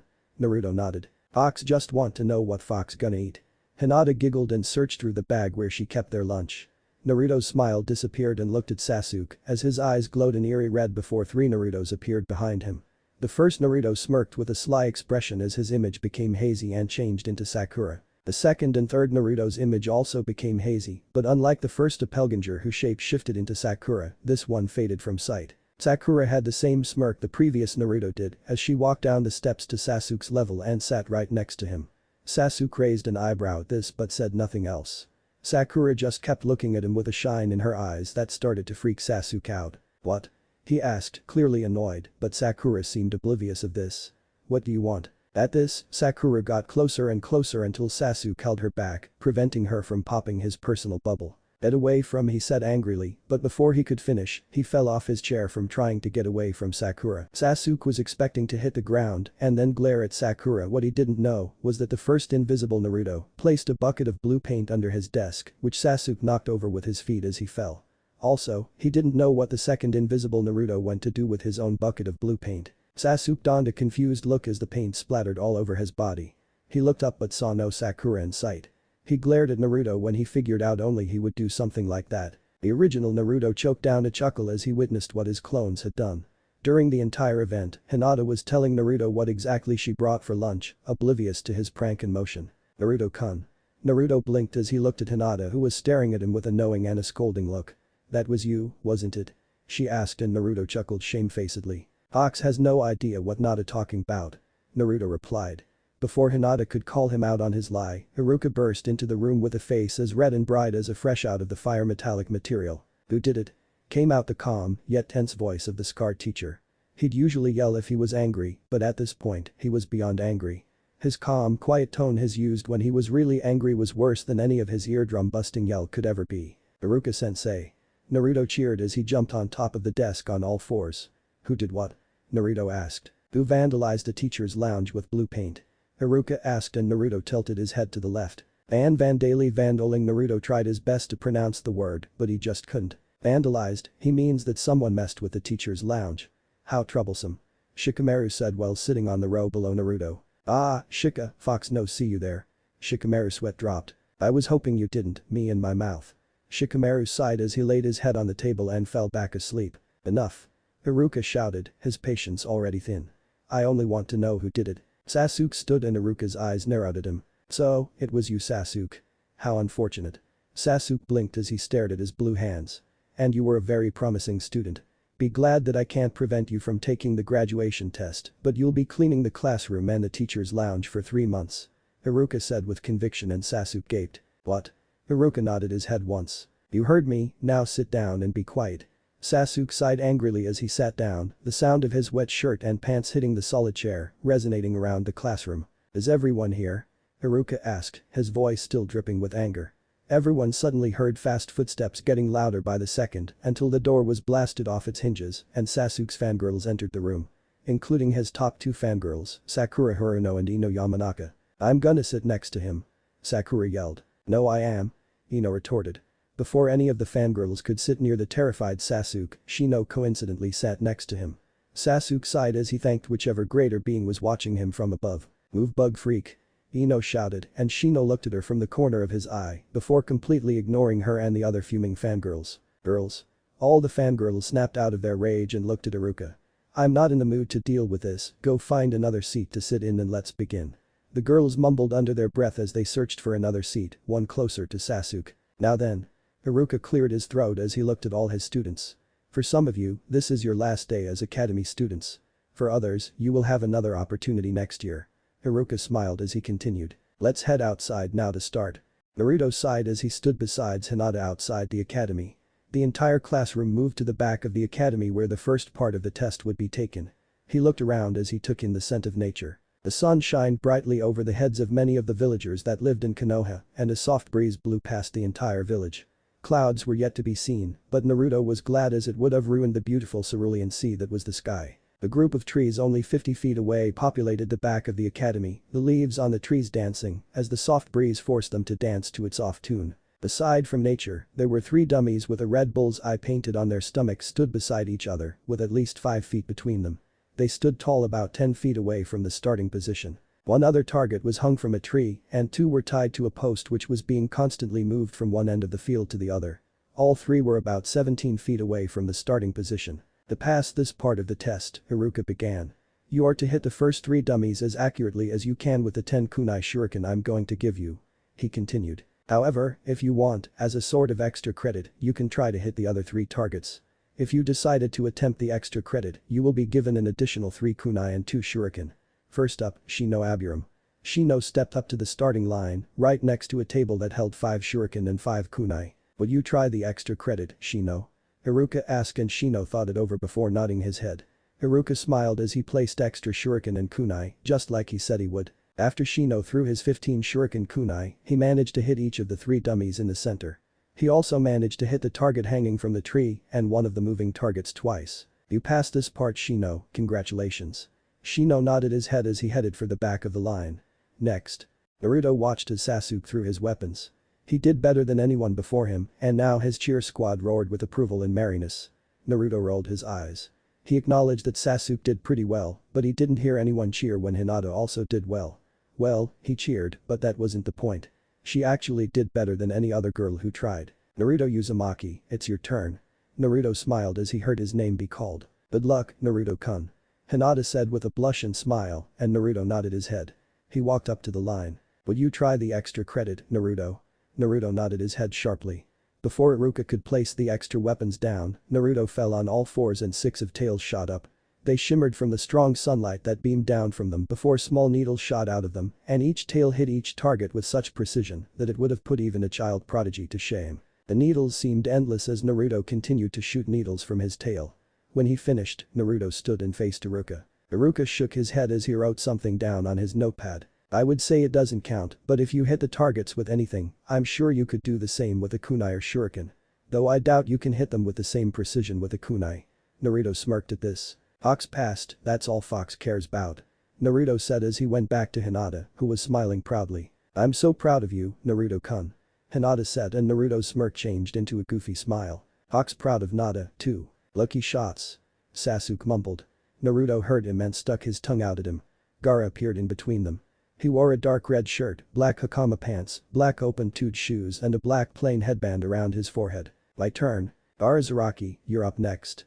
Gaara slowly made his way to the line and stared at the targets. I'll take on the extra credit. Gaara said apathetically. He was tempted to stop Iruka and just shape his sand into shuriken to blast away the targets, but he remembered Roka telling him that it was best if he hid his talent until he became a genin. Mentally smirking at a sudden idea, Gaara watched as Iruka placed the extra weapons. Sneakily placing sand onto each kunai and shuriken he grabbed, Gaara threw the weapons and used his talent to change the weapon's course and hit each target dead in the center. Not including that cheater, Iruka said, emphasizing cheater while looking at Naruto who smiled mischievously. You did better than anyone here. Gaara shrugged his shoulders and moved back to the rest of the class. Excellent, now that everyone's done, let's head back inside and take the written portion. Iruka shouted with a smile. Naruto frowned and groaned loudly, letting everyone know of his dislike of this portion of the test. After bombing the test, Naruto stood in front of Iruka and Mizuki as he waited for them to let him know when to begin. Alright Naruto, you can begin whenever you're ready. Mizuki said and Naruto smiled with a nod though inside, he wanted to punch Mizuki in the face. Naruto could smell the scent of a snake on Mizuki and on top of that, there was something about him that made Naruto consider him to be fake. You can do it Naruto. Mizuki added. Scratch that, he wanted to kick Mizuki's ass. Naruto closed his eyes and the tail on the far right started to wag in a steady pace behind him. In the blink of an eye, a second Naruto appeared on Naruto's right, smiling while sitting on his hind legs. Iruka and Mizuki wrote something on their notepads while nodding. Excellent work Naruto. Iruka praised and Naruto smiled proudly, he always valued what Iruka had to say about him. Continue. Naruto nodded as he closed his eyes again, and this time, the tail on the far left began to wag. The two Naruto's images became hazy before the original changed into an exact copy of Iruka, and the second changed into the fourth Hokage. Iruka smiled proudly while Mizuki smiled as well, although it was more forced than Iruka's. And now the substitution jutsu. Mizuki said as he threw a mock kunai at the Naruto on the right. When it hit, Naruto poofed out of existence. Haruka furrowed his brow. I thought we said to use the substitution jutsu. Haruka scolded. Fox did, that was Fox too. Naruto said and Haruka raised an eyebrow. So quickly? He asked and Naruto nodded. Try again. Mizuki said and Haruka nodded, throwing another mock kunai at Naruto. This time, Naruto poofed again and was replaced with a chair that used to be behind him. Outstanding job, Naruto. You pass. Haruka told him, throwing a black forehead protector with a metal plate in the middle and the symbol of the village engraved in it. Naruto, while on all fours, caught it with his mouth, bowed and left the room with all 9 tails wagging behind him. Mizuki sneered before turning to Haruka and putting on his mask again. He did exceptionally well, didn't he Haruka? Haruka nodded and smiled brightly, acting as if Naruto had been his son. I'm very proud of him. Haruka stated. Now all we have to do is test one last student and we'll be done. Mizuki nodded as Gaara entered the room. Alright, Gaara, you know what to do. Gaara nodded as he made a hand sign to gather chakra and then made a clone that appeared from a puff of smoke. When Gaara saw Haruka and Mizuki nod their heads, he dispersed the clone. Without missing a beat, Gaara summoned up some of his chakra and transformed to look like Haruka. Good job, Gaara. Mizuki said and Gaara returned to his previous form. Now for the last part. Mizuki lazily threw a mock kunai at Gaara and it hit his forehead. Haruka and Mizuki shook their heads but were stopped cold when Gaara turned into a light brown and dispersed into a pile of sand. So, how did I do? Gaara asked and Haruka looked to his left to see Gaara with his arms crossed. You passed with flying colors, Gaara. But tell me, where did you learn the sand clone jutsu? Haruka asked. From Roka. Gaara said and Mizuki raised an eyebrow. Your guardian? He asked and Gaara nodded. He's an interesting man, to say the least. Gaara stated distantly before walking up to Haruka and obtaining a red forehead protector. After Gaara left the room, Haruka looked at Mizuki. That's odd, don't you think? Mizuki shrugged his shoulders. He is a merchant, he could have found a scroll on sand clones during his trips. Mizuki said and Haruka nodded. I suppose that's true. By the way, did you ever find out who vandalized the teacher lounge? Mizuki asked and Haruka nodded. It was Sasuke. When I came in and asked my class, his hands were covered with blue paint. Mizuki nodded in understanding before thinking of something. But how would he get the handprints and footprints in the ceiling? Mizuki asked and Haruka thought it over. You're right. We only know one person who could climb walls. At least, someone with handprints small enough to match the ones in the lounge. Haruka grew red-faced. Naruto. Naruto slurped up the ramen in front of him with much gusto. The Ashi watched Naruto slurp up almost half of his personal funds. Uzumaki, can you refrain from making the slurping sounds? Hiashi asked with a vein popping out of his head. Naruto looked up at Hiashi with noodles hanging out of his mouth. FFFX, Hunki. Naruto mumbled, making Hiashi turn his head away. Naruto-kun, don't talk with your mouth full please. Hinata said, holding back her giggles and a blush, she thought he looked so cute with the noodles in his mouth. Naruto nodded in understanding and after swallowing the noodles whole, he smiled at Hiashi. Fox said fox hungry Naruto repeated before slurping up more noodles. Tucci laughed as he watched his favorite customer eat his 30th ramen. He noticed Hiashi staring at the ramen with disdain and irritation. Why do you bring him here if you know he's just going dry you clean? Tucci asked. It's his reward. Hiashi said with some pride. It's also part of Hinata's reward. Hinata looked at her father while she put her chopsticks down. Heart. Hiashi nodded. I'm proud of both of you, this is Naruto's reward and you'll get your as soon as we head home. Hinata smiled as she ate her ramen a little bit quicker than before. Naruto looked at her from the corner of his eye and decided to end it at 31. One more, old man. Naruto said and Tucci nodded as he went to fetch a second bowl. So Naruto, you're excited about being a shinobi now? Naruto nodded his head vigorously. Fox always want to be shinobi. Fox want to be good like Alpha. Naruto said. Hiashi was surprised by this answer, not knowing what he meant, but Hinata knew. Alpha? Hinata giggled as she finished her ramen. You, father, he means you. You're Alpha. Hiashi looked at Naruto for a moment before closing his eyes and smiling. I see.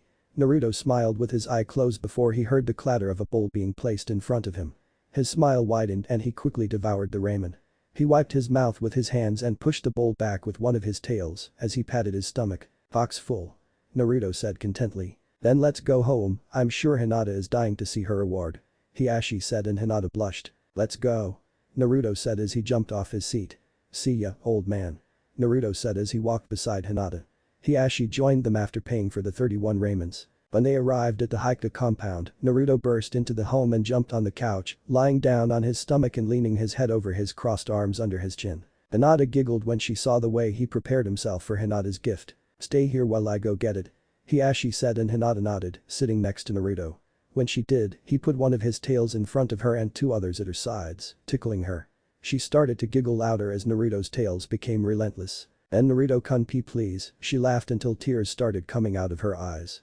"It tickles," she yelled, and Naruto chuckled. "At the point," Naruto said, and he stopped when he smelled Hiashi coming. Hinata calmed down enough that when Hiashi entered the room, he only saw Hinata wiping away the small tears in her eyes. Hinata looked up at him and saw him hold an indigo box. "Congratulations Hinata, you deserve it," Hiashi said, and Hinata accepted the box. When she placed a petite hand to open it, Naruto put his chin on her left shoulder and watched her open it. "A forehead protector?" Hinata asked, unsure of her gift. "I already received one from Iruka-sensei," Hinata said, pointing to the forehead protector she used as a choker. "It's not just any forehead protector, it belonged to your mother." Hinata gaped at her gift. She soon smiled and had tears in her eyes. Putting the gift down, she got up and hugged Hiashi. "Thank you father." Hiashi smiled as he held his oldest daughter. "You're welcome Hinata. Now, both of you go upstairs. You still have to go to the academy tomorrow to find out what teams you'll be in." Hinata and Naruto nodded. "Fox likes your present, Nada," Naruto said as he followed Hinata to their room. "Me too, Naruto-kun," Hinata said, and Naruto smiled. What if Naruto was blessed by female angel? Thanks for watching my video till the end. If you enjoy this content, then do consider subscribing to my channel and leave a like if you guys need the next part, comment down, and thanks for watching the video and see you guys in the next video.